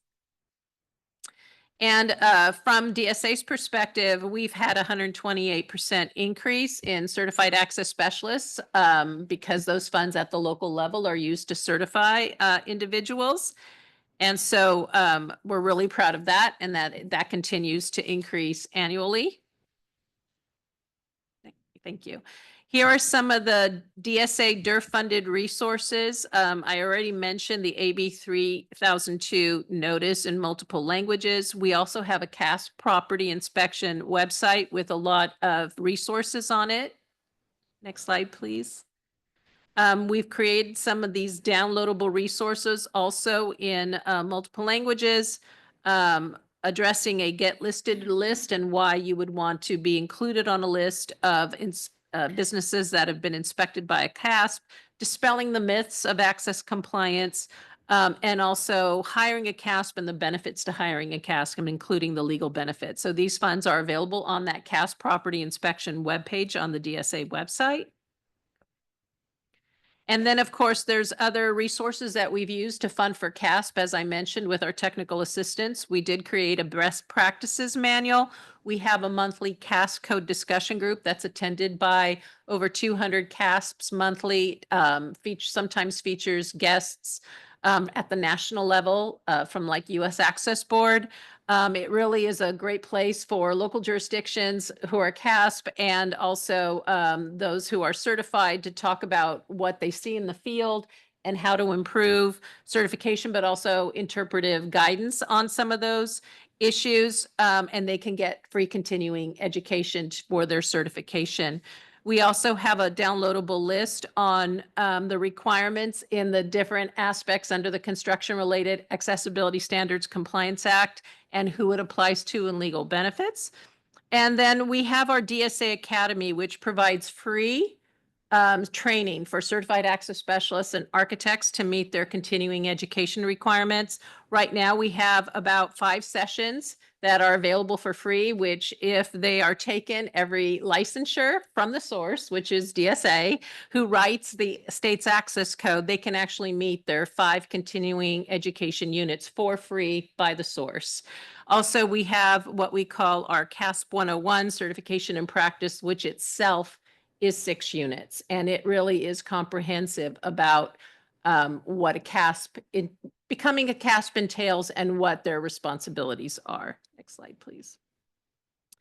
And so in regard to the Accessibility Compliance Fund, which is the local funds that are administered by local jurisdictions based on that 90% fee they retained, they have reported to us a variety of uses, and here are some examples. Examination fees to take the CASP examination and CASP renewal fees. Funding DSA Academy and other trainings for staff in process of certification. City offers CASP inspections at no cost to business property owner. City CASP will meet with public to address accessibility questions. City works with local Chamber of Commerce to promote ADA workshops. City hosts meetings with a business property owner to demystify accessibility standards. City hosts seminar and provides free accessibility consultation. So here, these are just a sample. What's really important to understand is other than CASP training and certification, the fees cannot be used for plan review operations or for the jurisdiction to meet its compliance obligations under ADA Title II. In other words, state and federal law has already places a responsibility on the city to ensure that they have compliance obligations under Title II, which is looking at their programs and ensuring those programs are accessible. Because these funds are collected by the public and they're meant for the city to educate the public on access compliance, they can't fund self-transition plans with these funds. Also, their plan review operations are already funded by plan review fees. So using these business funds would also not be an appropriate use of these funds. They're really supposed to be to encourage access compliance within the jurisdiction by businesses. Next slide, please. And so for more information, there's a QR code if you're interested there. Subscribe to our mailing list and you will find that CASP property inspection website, also resources for CASP. Thank you. Okay, thank you, Commissioner Clair. Very thorough report. Okay, questions from commission members if present? Yes, Mr. Thank you. I Ramirez. really Commissioner appreciate Ramirez. this particular update. And I kept hearing the word city. And I think you kind of expanded a little bit earlier, but do you also do any of this work directly with our counties or specifically the locality specification more gears to cities as opposed to counties? So it's, there's 500 and I want to say 85 jurisdictions in the state. They are either a city or a county or a city and county like San Francisco. And so as I stated originally, it was based on a business license, but most counties don't issue business licenses. So then it was based on permits. So we don't work directly with them other than providing resources on our website because our use of the funds is to really mitigate CASp, educate CASp, and provide resources to the city that they can then distribute. But working on their individual programs is not something DSA does. But yes, it is city and county, and thank you for catching that. Oh. Yeah. Okay, thank you. Any other questions? This is from Commissioner commissioners Dillard. Attending. Just I to- have, yes, I'm Mr. Dillard, sorry. Commissioner Dillard. Yeah, just to follow up on that question, do you have any information in terms of how those counties or other agencies are using those funds? Are they using them appropriately? Which is kind of a follow-up to what Commissioner was saying. So we are required to report to the legislature every year in our report. And so when the cities send us those funds as part of that report, they have to tell us how they're using those funds. They do, and that goes into the report. So we tell them, here are some examples of how they're using them. Some cities will admit that they have not yet used the funds, but it's very difficult for us. We are there to provide support. You know, it's not for DSA to interpret the law. It really is for their attorney. Oftentimes they will ask us, can we use it for that? We do at least say, you know, it's not for your own operations that you should be funding already, but check with your attorney. Really, this is meant to facilitate compliance in your jurisdiction by businesses. So, and CASp training. Okay, other questions? I have one. I think I heard that you said a portion of the funds can be used to provide CASp services to property owners free of charge. If the city chooses to use those funds for that, that is up to the local jurisdiction. Is any portion of the fund usable to actually offset the actual cost of compliance, physical improvements? So it's my understanding, again, I'm not an attorney and I will always qualify in reading statute, that the most recent amends to the bill, which were the last that I provided, which expanded the permissible uses of the fund, did actually say they could support physical improvements if they needed to in establishing that program for small businesses that are under 50. Okay, people. any idea on the magnitude of the funds that would be available for such a property owner? Are So, we talking $1 million statewide? Are we talking $10 million well, statewide? those funds, 90% of those, so the state receives, so 12 million was gathered statewide. Jurisdictions vary in size. So it would depend on how many people applied for a small business license, how many people applied for building permit improvement. They are required in that area. So each jurisdiction has a different amount. Mhm. And they need to decide how they want to do it. So I can't directly answer that question. But obviously someone like the city of LA could probably have a lot. And so they, as long as they're offering assistance, if they choose to offer assistance as utilizing those funds, provided they're under 50, the businesses employ less than 50 employees, they meet the requirements of their law, but they really need to consult with their legal counsel on the permissible uses and if it falls within the line of statute. Okay, good to know. Thank you. Okay, any other questions from commission members present? Any commissioners online have any questions or comments? None appearing. Anyone in the public virtually, questions or comments? Appears to be None none. appearing. Okay. All right. Moving on to item number 9, CCDA's outreach and Executive Director April. Thank you, Chair Commissioner Holloway. This is April, and I just wanted to share some of the ways that CCDA has been living our mission in the community. The first thing that I want to talk about is our listening forum. And on the screen, there is on the left, there is an English language flyer for today's listening forum, and on the right is a Spanish language flyer. And it has on the top our CCDA logo, as well as the Center for Independence for People with Disabilities logo. And there's a picture of a hand holding a megaphone that is attached to a microphone, and then it gives some of the things. I'm just going to voice some of the details. So the commission has been very intentional in directing me to make sure that we're living our mission in the community.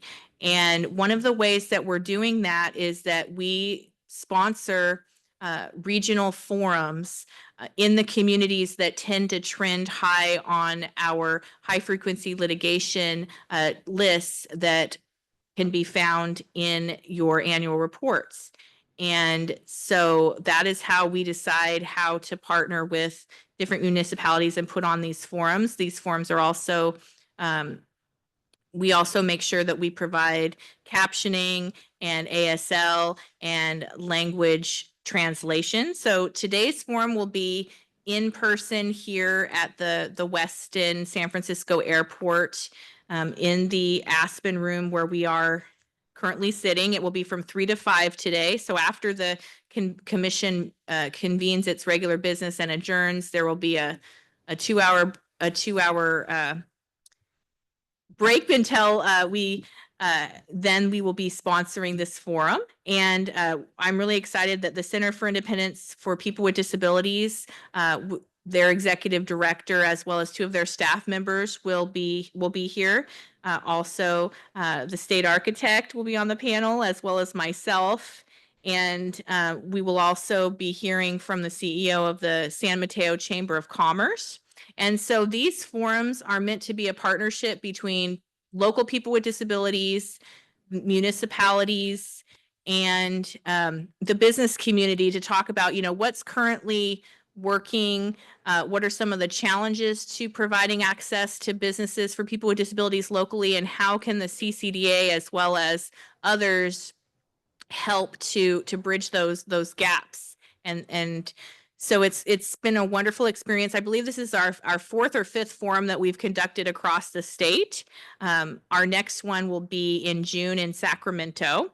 And so I'm really excited about today's forum, and I encourage anyone who is, if you're a San Mateo business owner listening, a San Mateo County business owner, or a person with a disability, or a municipality representative, to please come today at 3 o'clock.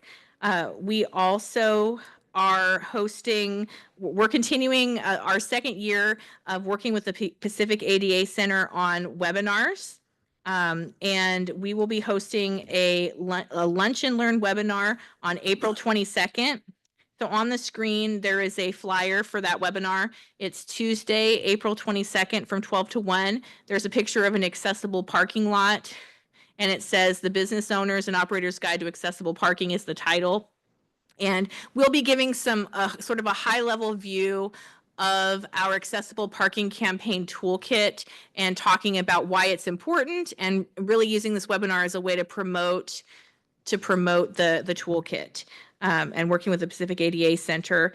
And then in October, we will be also working with the Pacific ADA Center in honor of Disability Employment Awareness Month to talk about business resiliency. So there in the news, there's just been a lot of businesses who have really stepped up, particularly, with the LA fires, and have, doubled as, places of refuge for people, as well as doubled as, places to donate for community resilience, items and things like that. And so a lot of those businesses, reached out to us, and they wanted us to have a webinar where we talked about, business resilience.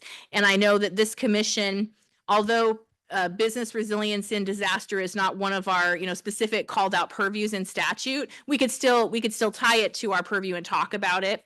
And so the commission has been trying to find a way to tie our purview to that topic for a while. And so that's why we're going to have this webinar in October. I also wanted to share that Presley, who's here today, she's been running our DAR outreach with DSA's counterpart, Andrew, for a little over a year.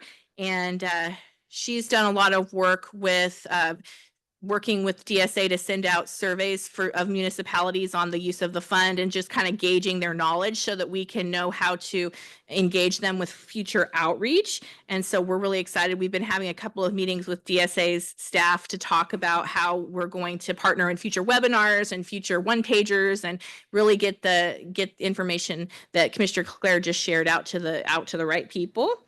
and they've been really great to work with. And so thank you, Presley, on your work on that.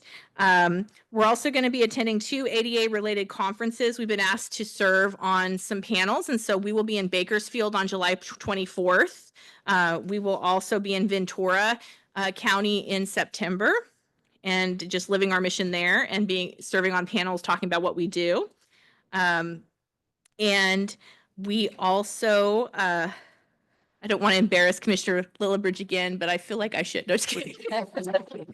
Well, so we have created a Mythbusters series on busting myths about accessibility, and we completed shooting of our first video in partnership with the Office of Public Affairs at DGS, and one of our featured players is Commissioner Lillibridge in the first video. He was a little difficult to work with. You know, the green room request got a little excessive, but we were still able to negotiate with him. And he did a wonderful job. And so that video is still in post-production. We're planning on having a series of 10 videos that the Office of Public Affairs has created as part of us being a part of DGS. And so each one of those videos will have a different topic. This first one, I'm not going to give too much away, but it's kind of the premise is like that it's like a news show busting a myth. And I'm not going to say what the myth is because you'll have to watch the video. But we're going to be putting some teasers on social media of some of the filming and the behind the scenes. And we are hoping to get that dropped soon. The Office of Public Affairs is doing post-production on it, and then we'll be able to after each post-production, we're going to, and releasing the video, we start filming the next one, and we're hoping to do a series of 10. That's what we've discussed with OPA, Office of Public Affairs. And each one will have a different myth that we're going to bust and a different fun scenario. So it's a way to bring accessibility to the public in a fun and informative way, and also just ground the importance of accessibility in a way that, in a different format than a meeting. So that people can really live it and be excited about it. So we're really doing a lot. And I'll just end by hoping that you'll all attend our listening forum that we're sponsoring today from 3 to 5. And it's going to be a great panel discussion and really get some good ideas for helping San Mateo County with their accessibility to businesses. So thank you. All right. Thank you, April. Okay. Questions, comments from commission members present?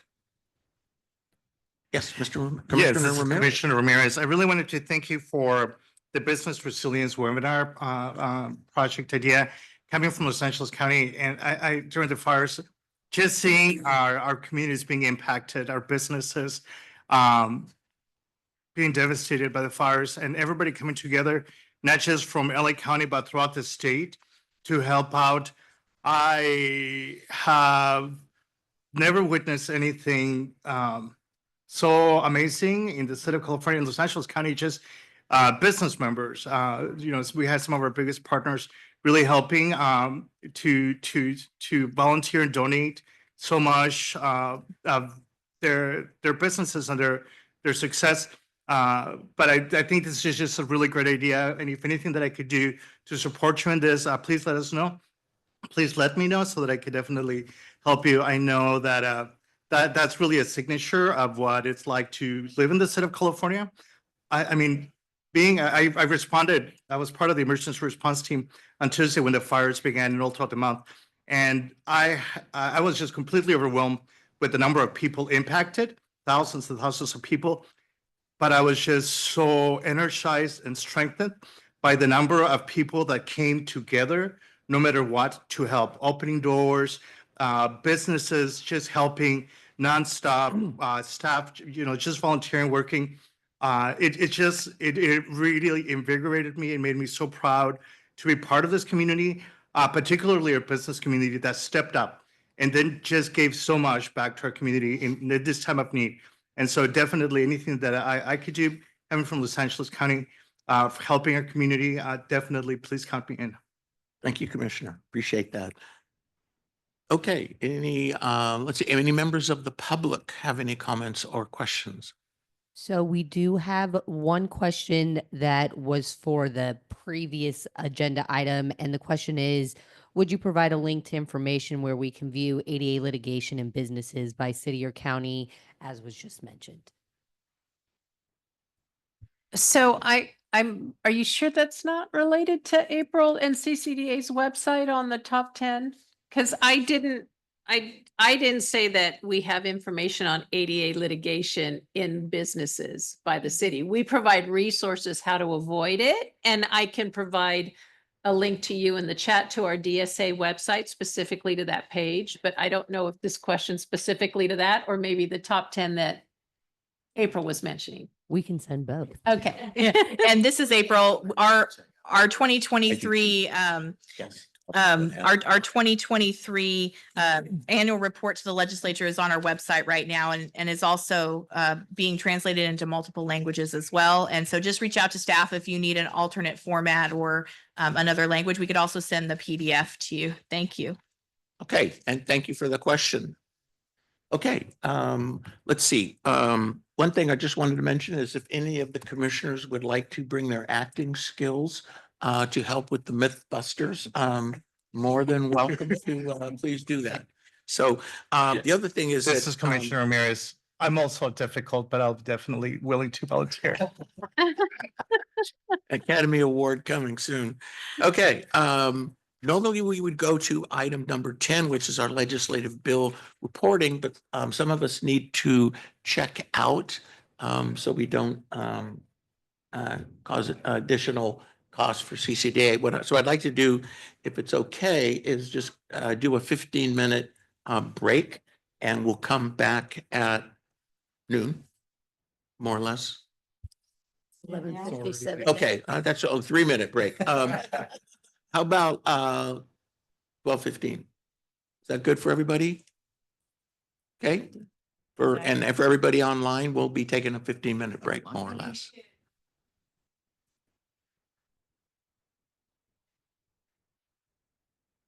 Okay. We'll do it as fast as we can. Okay, so on recess for a few minutes. Great. Okay, we are back in session, and Presley, would you please do the roll call again? Yes, thank you, Commissioner Holloway. I will start the roll call. Commissioner Downey. Commissioner Holloway. Present. Commissioner Dillard. Commissioner Jackson. Commissioner Leon Vasquez. Present. Commissioner Lillibridge. Present. Commissioner Dr. Profasa. Present. Commissioner Ramirez. Present. Commissioner Shapiro. Present. And with that, we have everyone present. I will pass it back. All right. Thank you, everybody, for accommodating our short little recess there. And I'd like to move on to item number 10, which is our legislative bill reporting. And April, will you be introducing our guests, or how do you want to do that? I would like to refer to Mallory Michael, who's our BGS legislative consultant, who will do the bill reporting. Thank you for being here, Mallory. Sorry, Mallory. No worries, no worries. I hope y'all can hear me okay. Yeah, yes, great, Oh, great. perfect. Thank you, April, and thank you, Chair Commissioner Holloway. Mallory Michael here, legislative consultant at Department of General Services. Good afternoon. Yeah, afternoon. I'm like making sure I'm right here.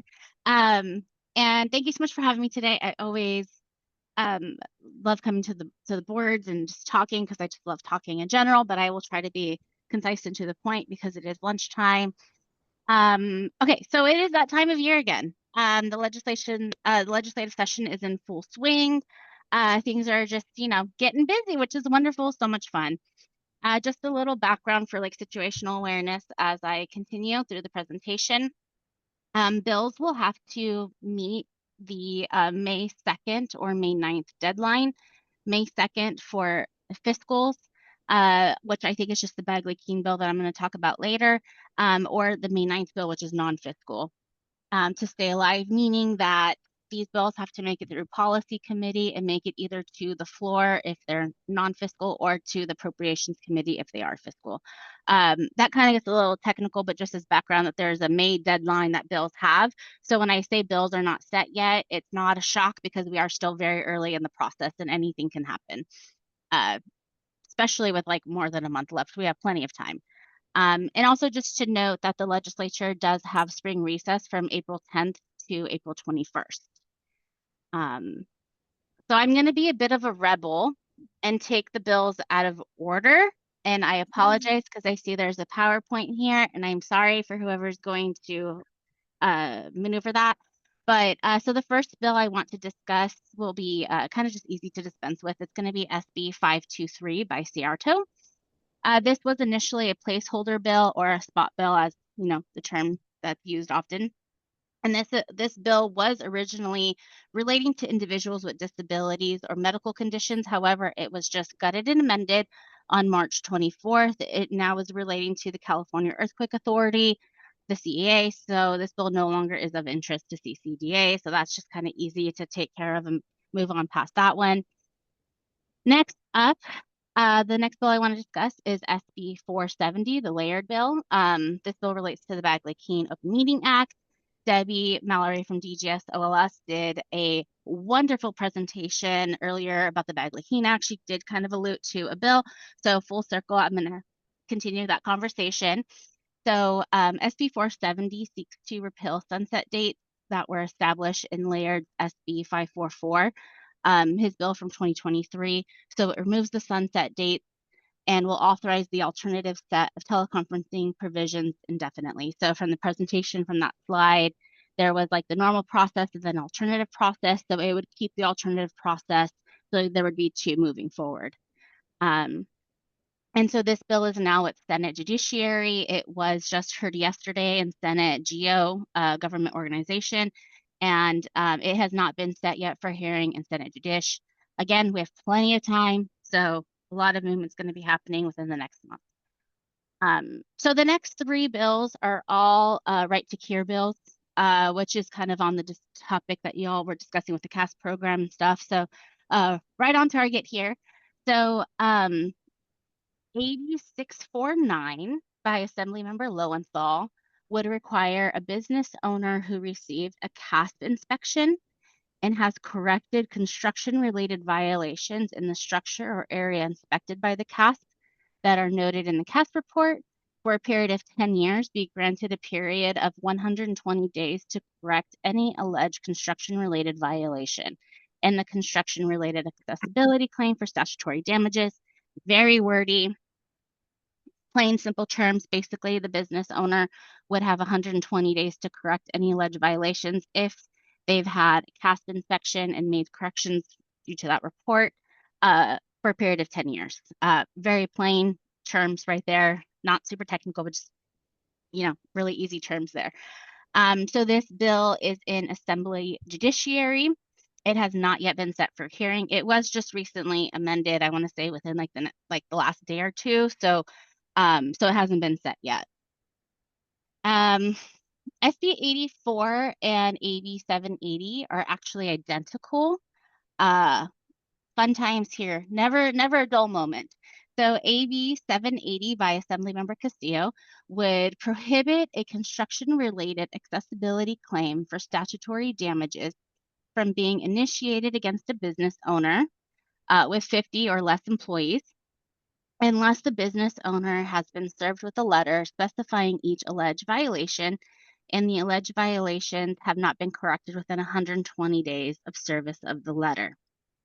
If a business owner does make the corrections to the alleged violations within 120 days, then they're not liable for statutory damages. This bill is also in Assembly Judiciary. It has not been set for a hearing yet. Again, still early. And then this brings us to SB 84 by Senators Nilo, Ashby, and Caballero. There's also some co-authors on there. It's a jam-packed bill there. So like I said, this bill is actually identical to AB 780. So really plain simple terms, basically it would provide a business owner 120 days to correct alleged violations. And this bill is in Senate Judiciary and has not been set for a hearing date. These are all the bills that I have noted to discuss today. Thank you for whoever was handling the PowerPoint for staying along with me. I apologize for that, for going out of order. And like I said, the legislature is in full swing, and we are still very early in the process, so anything can still happen. So yeah, with that, I will take any questions. If I don't have the answer right now, I will definitely try to get that. And as always, thank you so much for having me today. Thank you, Mallory. Appreciate it. Good report. Commissioner Littlebridge has a question. Keep turning myself off. Mallory, very good report. I wonder if you could help educate us on the process a little bit. Well, of interest is the two bills that are in opposite houses and the fact that they're identical. Will they eventually, one of these sponsors drop their bill and let it go through the one house before it then goes to the other house? Yeah, that's a very interesting situation. Great question. I know we have some commissioners or some individuals who have had experience in the legislature, so I would welcome them to speak as well. But from my experience, and I've been doing this for almost 7 years now, one bill will be dropped. Usually they get added to the other bill as a co-author or author, and one bill moves forward. But the budget bills I have seen them move at the same time, and then they kind of had a meeting together where one just will eventually go to the gov's desk. So it just depends. I think since this is not the budget bill, I suspect one will probably move forward and one won't. That's just what my experience. And again, I welcome anyone who has experience in legislature to kind of comment on that as well. Thank you. This is Thank you, Mallory. Commissioner Dillard. Any other questions from commissioners present? Commissioner Dillard. Yes. You indicated that Senate Bill 84 and Assembly Bill 780 are roughly the same. What's the difference between those bills and 649, which is also 120 days to correct? Yeah.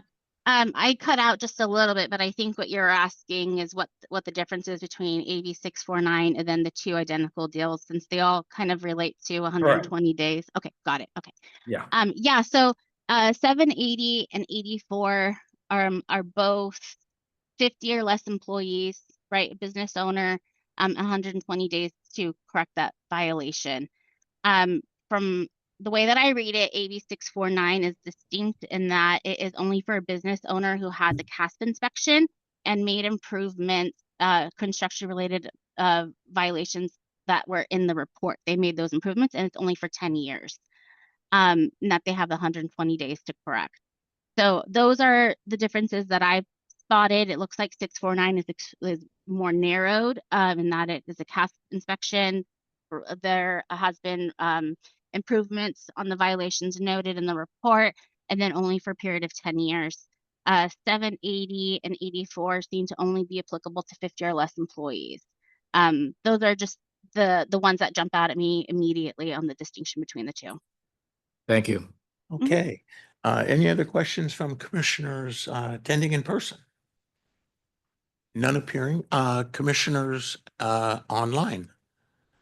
Yes, we do have a question online from Dan Oakenfuss. Okay. Hi, good afternoon. My name is Dan Oakenfuss with the California Foundation for Independent Living Centers, CFILC. And I'm not a commissioner, but I am on the legislative committee of the CCDA. So happy to listen in on this important report on these bills. My question is, notice of the Lowenthal bill and the Castillo and the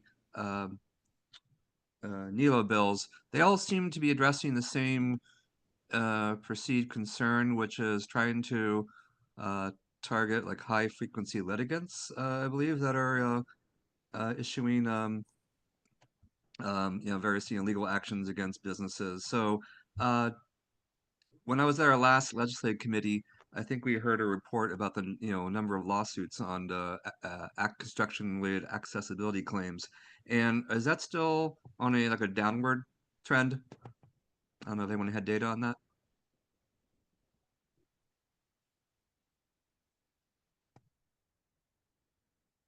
Hi, Dan. This is April. And so our annual report for 2023, what I could do is it might be easier if I could provide a report like that at a future meeting where I could talk about the trends, because I'm taking a quick glance at our data, but the way we have it is sometimes we report it by violation, and so it makes it look like it's gone up. And I believe that in my most recent look at the raw data for our 2024 report, which hasn't been publicly released yet, we're seeing a downward turn. So I'd like to honor your question by maybe tabling that for a future meeting, so I could actually look at the data more closely and actually have a better presentation. But is that okay? But it's noted what your comment is, and we are going to, when the report's released, have that on a future agenda item to talk about the trends. And I believe it's going downward. I just want to verify that. No, that's much appreciated for a later report. Thank you so much. Yeah, thank you for that. That question is a very good one. Appreciate it. Okay, anyone else from the public have a question or comment? There is no other indication. Okay, all right. I do have one, and Mallory, thank you very much. Not to put you on the spot, but would you give us your prognostication of the adoptability of these bills? Oh, I can't comment on that. I Are you would an like to. attorney? I am, but I'm not in an attorney position here. Sorry, I can't really fully respond to that, being within the agency under the governor's office. Okay, we'll let you off the hook. All right, thank you. Thank you. I appreciate that. Okay, if there are no other questions on this particular item, I'd like to move to item 11, which is a presentation, it's accessibility at the City of San Jose, Disabilities Affairs and CASp Grant Program. And Executive Director April will introduce our guests. Thank you, Chair Commissioner Holloway. This is April. I'm really excited to introduce our guests. And in the interest of time, I'm going to share some annotated biographies of them, but we all have copies of the full biographies. And I just want to say that the City of San Jose has been a great partner to CCDA over the years. They worked with us on the legislation that created our accessible parking campaign toolkits and our website accessibility toolkit work. The commission has been very clear that they would like to hear from municipalities who are utilizing accessibility compliance funds and doing creative things to support businesses locally. And so this is part of that commission to community effort I recognized earlier. And so our first speaker will be Raania Mohsen, who is the Disability Affairs Officer, which is nested under the City Manager's Office for the City of San Jose in the Office of Racial and Social Equity. She has worked for over 20 years as a public policy, community engagement, and government relations professional in many agencies throughout the Bay Area. She is an ADA coordinator, certified, and received both her Bachelor of Science in Psychology and MBA degrees from Santa Clara University.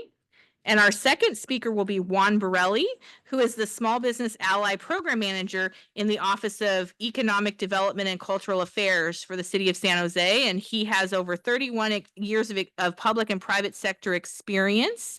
He holds a master's in city planning from Georgia Institute of Technology and a certificate in building construction from the Georgia Institute of Technology, and a Bachelor of Design and Architecture from the University of Florida. So I now give the floor to our community partners for their presentation. Good afternoon, everybody. Thank you, April, for that introduction. It's a pleasure to join you this afternoon, and I'm just going to pause so I can share my screen. Just want to make sure that we can, everyone can see it.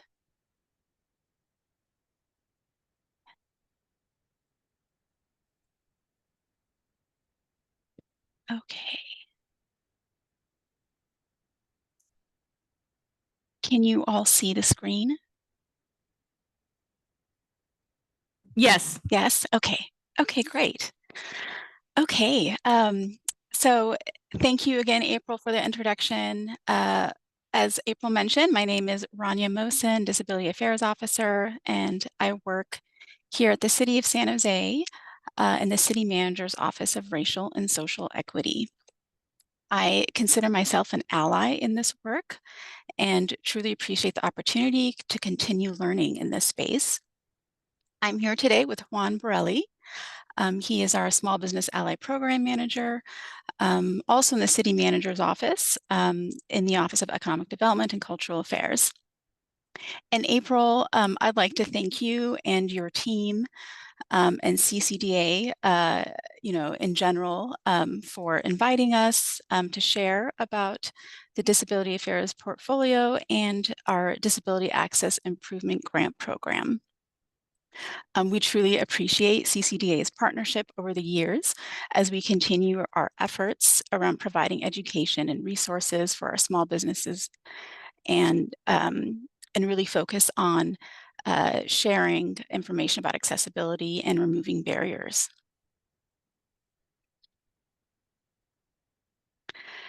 So today, Juan and I will provide an overview of the Disability Affairs portfolio and a pledge that our City Council took that really helped advance this work around disability access and expand our grant program.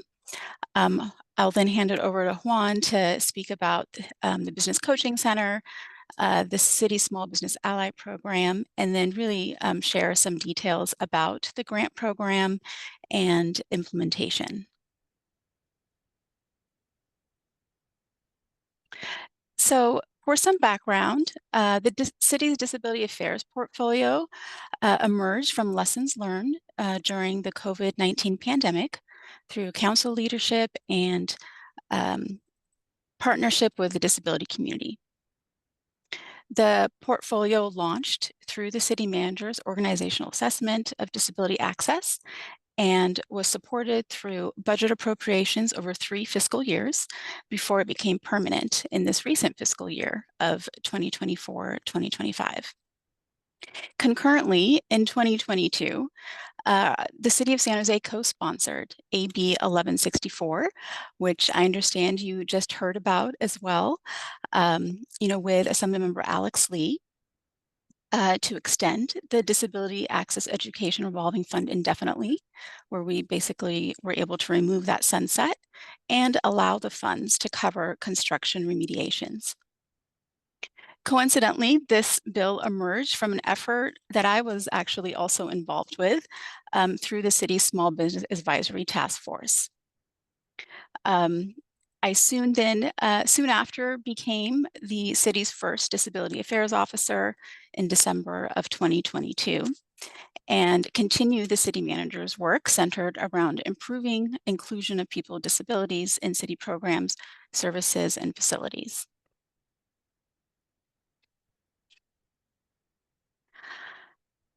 Through that work, the City Council adopted a Disability Inclusion Equity Pledge, and that basically formalized the city's commitment to disability inclusion as a human right. The pledge is rooted in the social model of disability, which you may know originated in the 1970s and 80s and is now the internationally recognized way to view and address disability. The social model of disability views it as part of the human experience and suggests that if the environment was set up and constructed in a way that was accessible for people with disabilities, those individuals would not be restricted from full participation in the world around them.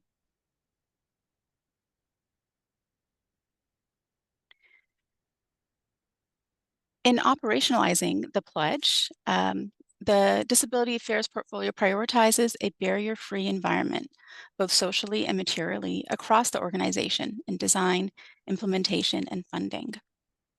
And so initially in this portfolio, we identified 3 objectives to guide our work.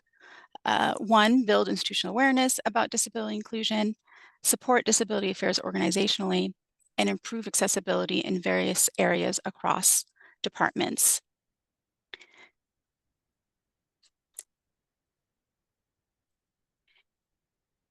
And as we continue to advance the portfolio, multiple work streams developed to address our physical environment, behaviors, systems, and policy.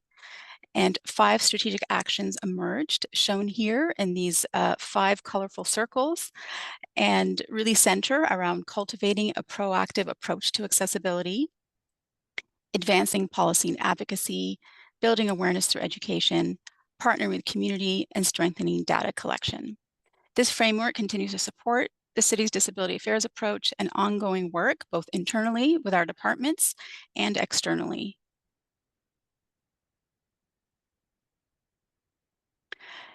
And so some of our initial activities really focused on working with departments and making some immediate accessibility improvements, and something that we like to call them is the low-hanging fruit. And one of those first collaborations was actually with the Office of Economic Development and Cultural Affairs and our planning department, and was really focused on taking a look at our Disability Access Improvement Grant Program, and basically expanding that program to through the passage of AB 1164 to basically provide funding up to $25,000 to make ADA construction improvements. Other outcomes, of collaborations, of department collaborations have also included updating our alfresco parklet sidewalk seating regulations to make sure that an accessibility plan is part of that checklist for approval, and then also disseminating the ADA mandatory disclosure flyer for all business tax licensees per SB 748. And I will say that flyer was actually helpful in also promoting the grant program, because in addition to providing the required information around ADA compliance, we were also able to share information about the grant program.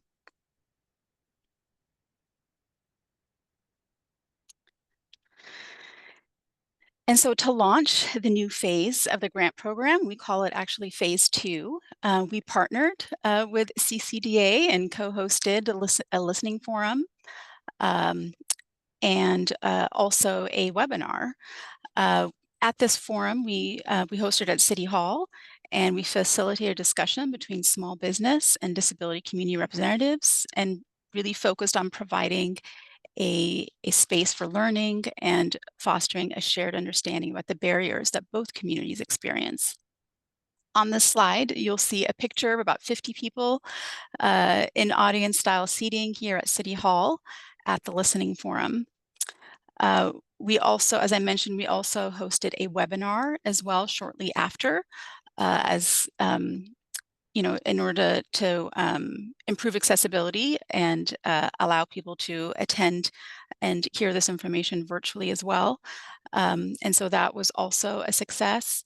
And basically at these events, the city was able to promote phase 2 of the Disability Access Improvement Grant Program. And we currently now implement that program and provide funding upfront to help cover construction accessibility related improvements for small businesses.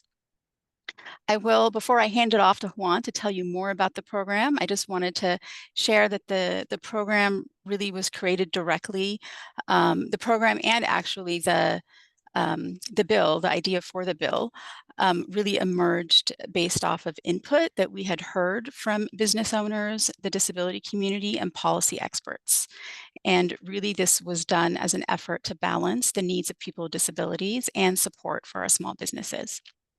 And with that, I will hand it off to Juan to tell you more about the program and a little about kind of what he does here too for small businesses. Great, thank you, Raania. Can everyone hear me? Yes. That was a yes. Great, thank you. All the mics were off. Thank you, Raania and April, for the introduction. As they both mentioned, I'm the City of San Jose's Small Business Ally Program Manager, and I've served in this role for a little more than 12 years, but I've been with the City of San Jose. This December will be 22 years in different jobs and capacities, but always working with the City of San Jose's residents and community members, which is, what I'm passionate about, is giving back to the people that I live and work with. On this first slide, I do want to describe that it's the homepage for our Small Business Coaching Center website. What you can see on the homepage here is getting started in San Jose, welcoming businesses. And then there's 3 big blue live buttons, which are the 3 phases to opening or expanding your business in San Jose. And they're titled Beginning or Begin, Coaching, and Launching Your Business. Each one of those goes to other specific subpages of our website with additional information and lots of resources to help all kinds of different small businesses that want to operate and open in San Jose. On the left-hand side column of this webpage, the homepage, there's a number of other live links such to help small businesses check their zoning, apply for permits, register their business with the finance department for a business tax certificate or what everyone in the world calls businesses licenses, as well as how to apply for city grants and how to contact myself and my team member. We are a team of 2 people. Next slide, please.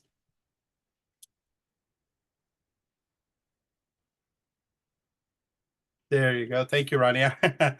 And so about our Small Business Ally program with the City of San Jose, it was created, like I said, about 12 years ago to help small businesses. We provide concierge services where we serve as the liaison between customers or small businesses and our technical review staff that review and approve projects or other needs that they might have from city departments. Of the 80,000 or so registered small businesses, on average, we help about 3,000 small businesses a year with their permitting processes and all kinds of different inquiries from the city. We provide advice on kind of what to expect, where to start, the process that will be entailed for each permit process, the schedule and the costs associated with those permits. And we work across departments. So not only do we help with building permits, but also planning department permits, public works, fire, Office of Cultural Affairs for special events, parks and recs permits, anything that they need from the city. We always tell customers, if you don't know where to start, don't know who to ask, start with us and we'll help you figure it out. Specifically, we coach on permit processes, like I mentioned, including our streamlined restaurant program, which is expedited building permits for food and beverage facilities. We assist with inspection requirements. After they get their plans approved, they would enter the construction inspection phase. We help with business registration requirements through our finance department. And then last but not least, we also manage the city's Disability Access Improvement Grant Program, which in shorthand we call the CASp grant. Because of the prior presentation today that we heard, I do want to note that for each new project that comes into the city that requires a permit, we do provide through the plan check process, architectural and accessibility reviews to ensure that projects are complying with all of the accessibility requirements in the state building code, but none of those are part of our Disability Access Improvement Grant Program. Next slide, please. So more specifically about our Disability Access Improvement Grant or CASp grant. These grants provide direct assistance to small businesses that are already open, existing businesses, to help them make interior and exterior physical accessibility remediation improvements to their businesses. The goals of the program are to make sure that our spaces, interior and exterior, are able to serve all of our community members within San Jose. And again, this is for businesses that are already open in San Jose that were built or approved when the accessibility rules were different, and they need potentially to get upgraded. We also support our responsibility to comply with Federal Americans with Disability Act requirements and complying with the state building code requirements, specifically around accessibilities. And then the last goal of the program is we know that accessibility is good for business and increases the market reach and the revenues and the sales for small businesses. Our grant is described on our webpage, which is listed there at the bottom of the slide. It's www.sanjoseca.gov/ADA grant. Next slide. As Raania mentioned, it's a two-part grant program. The first part was created in about 2019, right before the pandemic hit. And it was basically a way to assist small businesses to not have to pay the city to get a permit to make their accessibility remediations. So this grant is a credit of up to $8,000 for plan review, permits, and inspection fees related to removing accessibility barriers that are identified in a CASp report. We do require that the small businesses go out and hire a third-party CASp inspector. It's not a city inspector. The grant would cover the costs for that inspection and report, which then identifies all of the accessibility barriers that need to be remediated. On this slide, we also have the access storefront placard that is typically given to small businesses to post in their storefronts once they receive that CASp survey and CASp report. Next slide. We expanded the grant, as Raania noted, and we call those the phase 2 grants. And these are based on remediation cost estimate. It provides small businesses with a reimbursement, not a credit, but a reimbursement of funding of up to $25,000. And that includes professional design services. So if they need to hire an architect to prepare plans to submit to the city for a permit, those costs can be included with these phase 2 grants. It also covers construction and labor costs to actually make the improvements and remove accessibility barriers. It also covers purchase and installation of accessible furniture, fixture, equipment, and signage related to accessibility. And it will also cover the cost of a CASp survey and report when a city permit is not required.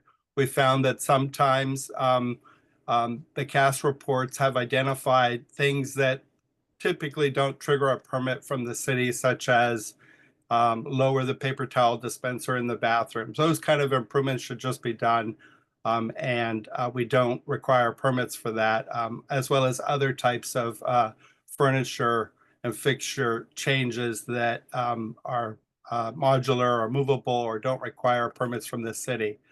And so we then have a final CASp inspection to ensure that those remediations are completed, and then can reimburse for those expenses, all of these expenses, as well as the survey and report that identified the remediations in the first place. We have a sample on this slide, a photograph of the accessible entrance sign with arrows indicating direction for as one of the types of signage that the CASp grant would cover that would not require a permit. Next slide. So in terms of the grant criteria to be eligible for our grant, we've tried to keep kind of that list simple. And so we require them to be a commercial business owner or a property owner, as long as it's a non-residential property.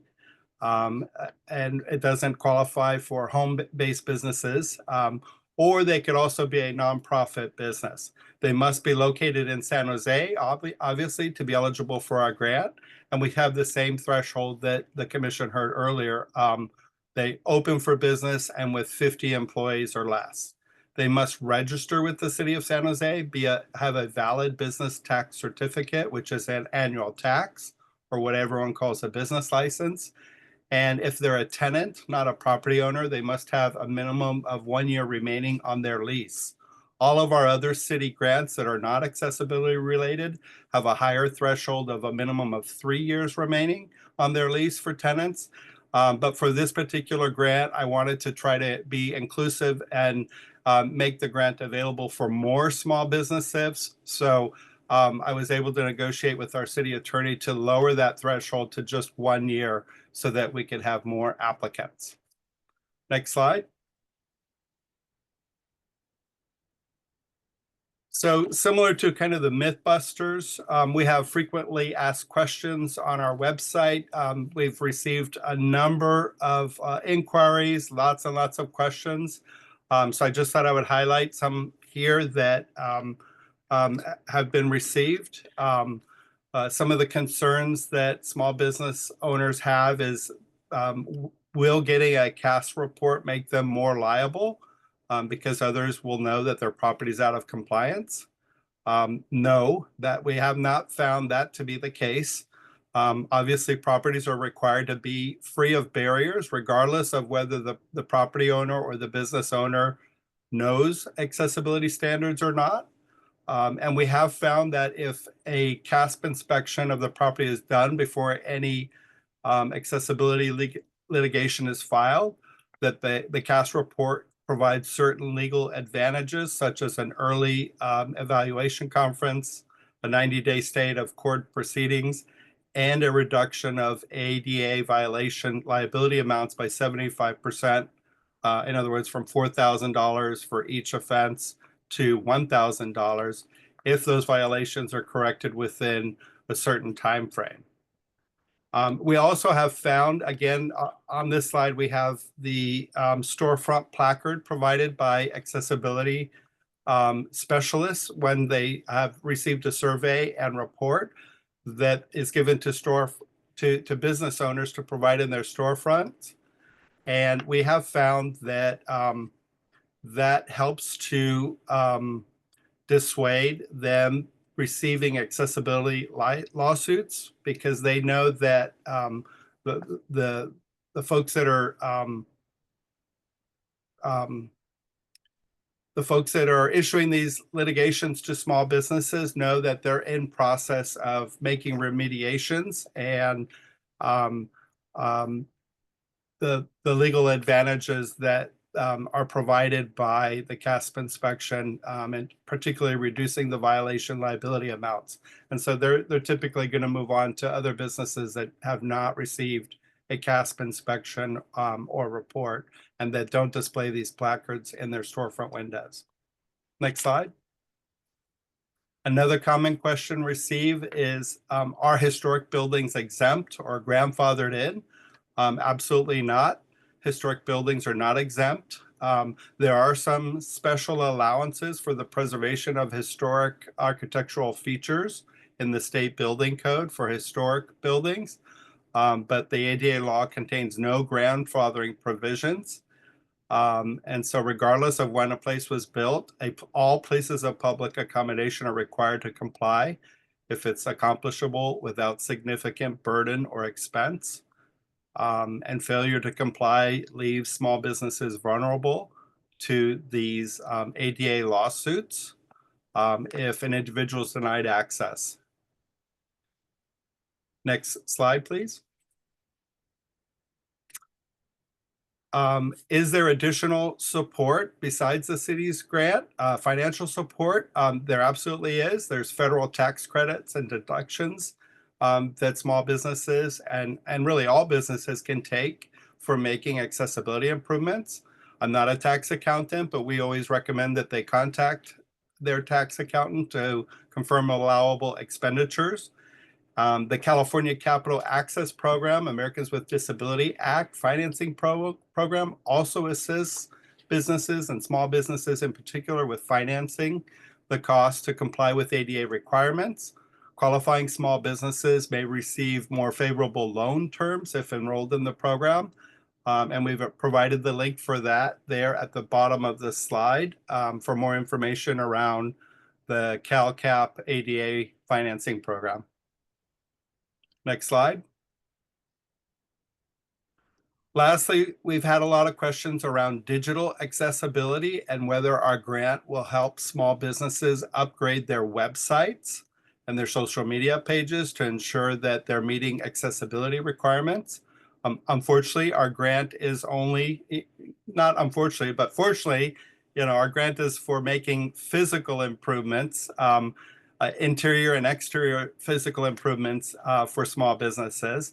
But it does not provide any funding for digital accessibility for upgrading websites. However, one of our nonprofit partners, the Center for Accessible Technology, is able to help small businesses upgrade their websites. And so I've included the web page link as well as their contact information in terms of phone number and email. And they have been a wonderful resource to help our small businesses. On this slide, we've included one of their pages that talks about digital accessibility as an image. And it says, through user testing, audits, and consulting, we work with organizations to make their digital presence, including websites and apps, more accessible. Next slide. In terms of kind of programs, wins, and lessons learned, some of the wins are that there has been lots and lots of interest in our grant program from the small business community, as well as other cities in the Bay Area. We have awarded grants. We've had a handful of grant recipients, both grant recipients that have triggered both phase 1 and phase 2 grants, as well as some grant recipients that only trigger phase 2 grants. In other words, some grant recipients that are not required to get a city permit receive the phase 2 grants, but all grant recipients that are required to get city permits trigger both phase 1 and phase 2 grants. So we're excited that we're making actual improvements around accessibility within our small business community by providing these grants. Outreach is ongoing. We continue to promote our grant program at every business association meeting that we go to, with our chambers, with our council offices, at community events, workshops, trainings. We have the website page that I referenced earlier, and we have an accessibility flyer that's in English, Spanish, Vietnamese, and Mandarin that's also available on the website that we continue to distribute and provide publicly in our permit center lobby. Some of the lessons learned from the program: small businesses have, while there's much interest, we get tons of emails and phone calls inquiring about the grant. We haven't had as many applicants as I would like to have because business owners are just busy running their business operations, and they often don't think about voluntarily or proactively making accessibility improvements until they're required to through some sort of legal challenge. Especially since the program started kind of pre-pandemic, those small businesses were just trying to survive, keep their businesses open, pay their rent, pay their employees. At post-pandemic now, many small businesses, this is still kind of out of mind, and they're still trying to recover post-pandemic, the small businesses. So, there's also a lot of distrust in government-run programs. Many of the small business customers in San Jose are new immigrant small business entrepreneurs where English is not their first language, or they come from countries where permits aren't required and there's no Americans with Disabilities Act requirements because, it's not America. And so, they tend to be a little suspicious about incurring proactive remediation costs. The other reluctancy related to the program is sometimes the remediation costs are not completely covered, such as the phase 2 construction costs. Again, they only cover up to a total of $25,000 for design fees, construction, labor, furniture, fixture, equipment, signage, related accessibility. And oftentimes the cost to make some of these improvements are higher than $25,000. but it has been found to be making a difference, and the business owners that have received these grants are certainly very appreciative to have at least some of their costs reduced by being awarded this city grant. Next slide. And with that, I want to thank Raania, and I want to thank you for this opportunity to present. We'll open it up to any kind of questions or comments, and we've got our direct emails and direct phone lines there for you as well. Hey, thank you very much. Very good presentations. Thank you. Appreciate them. Okay, let's see what questions we have from commissioners who are present in the room. Yes, Mr. Commissioner Lillibridge. This is Commissioner Lillibridge, and I'm just full of questions today. Yeah, you are. Keep going. Great presentations. Really appreciate everything that's the city of San Jose is doing. And I guess my question is specifically for Mr. Borrelli. With regards to the grants and the applications, maybe I missed it in the presentation, but what percentage of the applicants that apply receive a grant? And how do you calculate how much of a grant that they receive? So we have not turned anybody away, is the first kind of answer. So the first step is to go out and get that third-party CASp inspection and report. Those reports are provided to me so that I can determine which grant, whether it's a phase 1, phase 2 grant recipient or just phase 2 grant recipients, depending on the improvements that are needed. For all of those small business customers that have provided that CASp report to me, we've accepted them all into the CASp grant program. Again, it's just been a handful. We get a lot of interest, but not everyone takes the next step to get the CASp report and then to apply for the grant, despite all the outreach that we've done with mailers through their business tax license renewals and outreach at special meetings. I'm sorry, what was the second part of the question? The second part of the question was, how do you, what's the formula, I guess, for granting? So we have found that those grant recipients that are required to get a permit, their permit fees, which is the credit phase 1 portion of the grant, have been entirely covered. So the grant offers a credit of up to $8,000. None of the grant recipients have exceeded those costs. They've been averaging about $5,000. So their fees for paying to the city to get a permit have been completely covered. In terms of the part 2 or phase 2 grant costs, the way we implement it is we require them to go out and get a cost estimate for the construction work or the remediations, if it's furniture and fixture and equipments that need to be installed. With those cost estimates, we reimburse them upfront up to 80%. And then once they prove to us through a final CASp inspection that the work has been completed to address all remediations, we then reimburse them the remainder 20%. And those reimbursement costs are up to $25,000. We have had grant applicants that their construction costs were higher than $25,000, but like I said, they were super appreciative to at least get the $25,000. And then they're looking into the tax credits and kind of some of the other funding sources available to small businesses. Great. Thank you so much. Yeah. Yes, thank you. Obviously, from somebody, this is Chair Holloway, somebody who's in the development business, this is one of the most useful, beneficial programs I've encountered. So this is great. Thank you for doing this. Okay, any other questions? Commissioner Shapiro.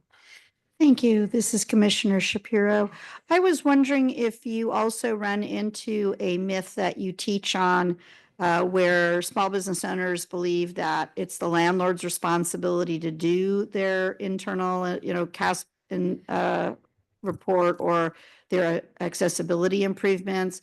So they are saying they don't have to do that because someone else is. They don't recognize that all parties have this obligation. Do you run into that myth also? I didn't see it in your presentation. Yeah, I have not heard that specifically. More often than not, it's small businesses don't know what their requirements or obligations are. And so they never ask up front before they sign the lease from a property owner if there's a CASp inspection available or if the property owner will get a CASp inspection available.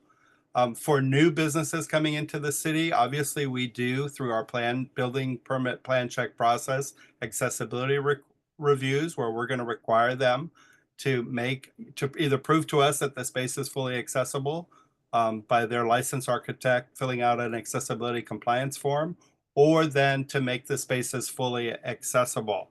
But I have not heard that tenants believe that their landlord, even though technically that's true, they are responsible for their property and the spaces should be provided to them, fully accessible. But in the city of San Jose, for example, every small business owner that's shared their lease with me, every lease agreement that I've ever seen always says, if you need any kind of permit from the city or need to make any improvements to my property that you own, all of that responsibility is on you. Obviously, I think a lot of our small business owners, since they're minorities, English is not their first language, they don't always fully understand the nuances of that. We have a nonprofit partner called Elevate Community Center that has contracted with the city of San Jose to also provide legal counseling, including review of lease agreements to help our small businesses. So that's one way where we're trying to kind of crack that nut a little bit. Raania, anything else to add? Okay, let's see if there's any other questions from the commissioners, online, or our guests in the public online. Nope, not yet. Okay, thank you very much. Great program, great presentation. Thank you. Thank you. Thank you. Come back again. Okay. If there's no other questions, I'd like to move on to item 12, which is discussion of our next full commission meeting. Executive Director April. Thank you. Sorry, I dropped my pen again. Thank you, Chair Commissioner Holloway. Our next full commission meeting, and I should have my paper in front of me, is going to take place in June on June 25th, and it will be in Sacramento.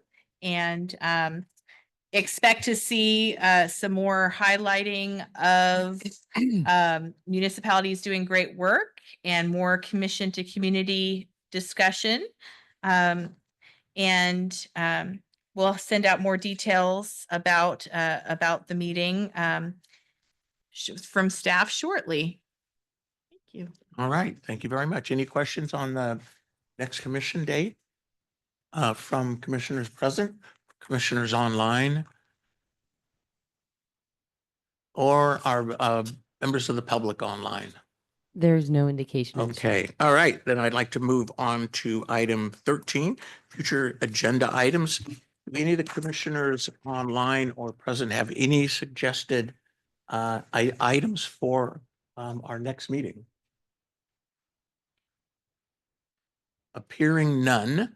Anyone online from the public have any suggested commission items? There appears to be no indication. None. Okay, all right. All right, so the last item is item 14, which would be adjournment. And so the chair would entertain a motion and a second to adjourn, if that's the pleasure of the commission. This is Commissioner Lillibridge. I'll make the motion to adjourn. Okay, we have a motion. Is there a second? Shapiro will second. All right, we have a motion and a second, and I don't think we need roll call for adjournment. So all in favor, aye. You do need a roll. call. Opposed? Yeah. Abstentions? You're a rebel, Holloway.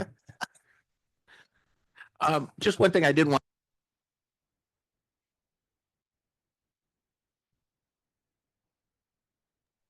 Hi, this is Stephanie with the CCDA. We can't hear you currently if you're Okay. speaking. I just wanted to thank April and our staff, commissioners and our presenters. This I felt was one of the more informative, engaged, and obviously fun commission meetings in a while. So thank you all for making that happen. And we are adjourned. Oh, we have to wait. do the roll call. need to do a roll call. We have to do roll call for an Yes. adjournment? Yeah. Action. So we have the motion. We have a motion and a Motions second. are in Please call a place, roll. Commissioner Downey. Commissioner Holloway. Aye. Commissioner Dillard. Aye. Commissioner Jackson. Commissioner Leon Vasquez. Aye. Commissioner Lilbridge. Aye. Commissioner Dr. Profasa. Aye. Commissioner Ramirez. Aye. Commissioner Shapiro. Aye. And with that, I will pass it back to you. We are adjourned. Stick around for the listening session.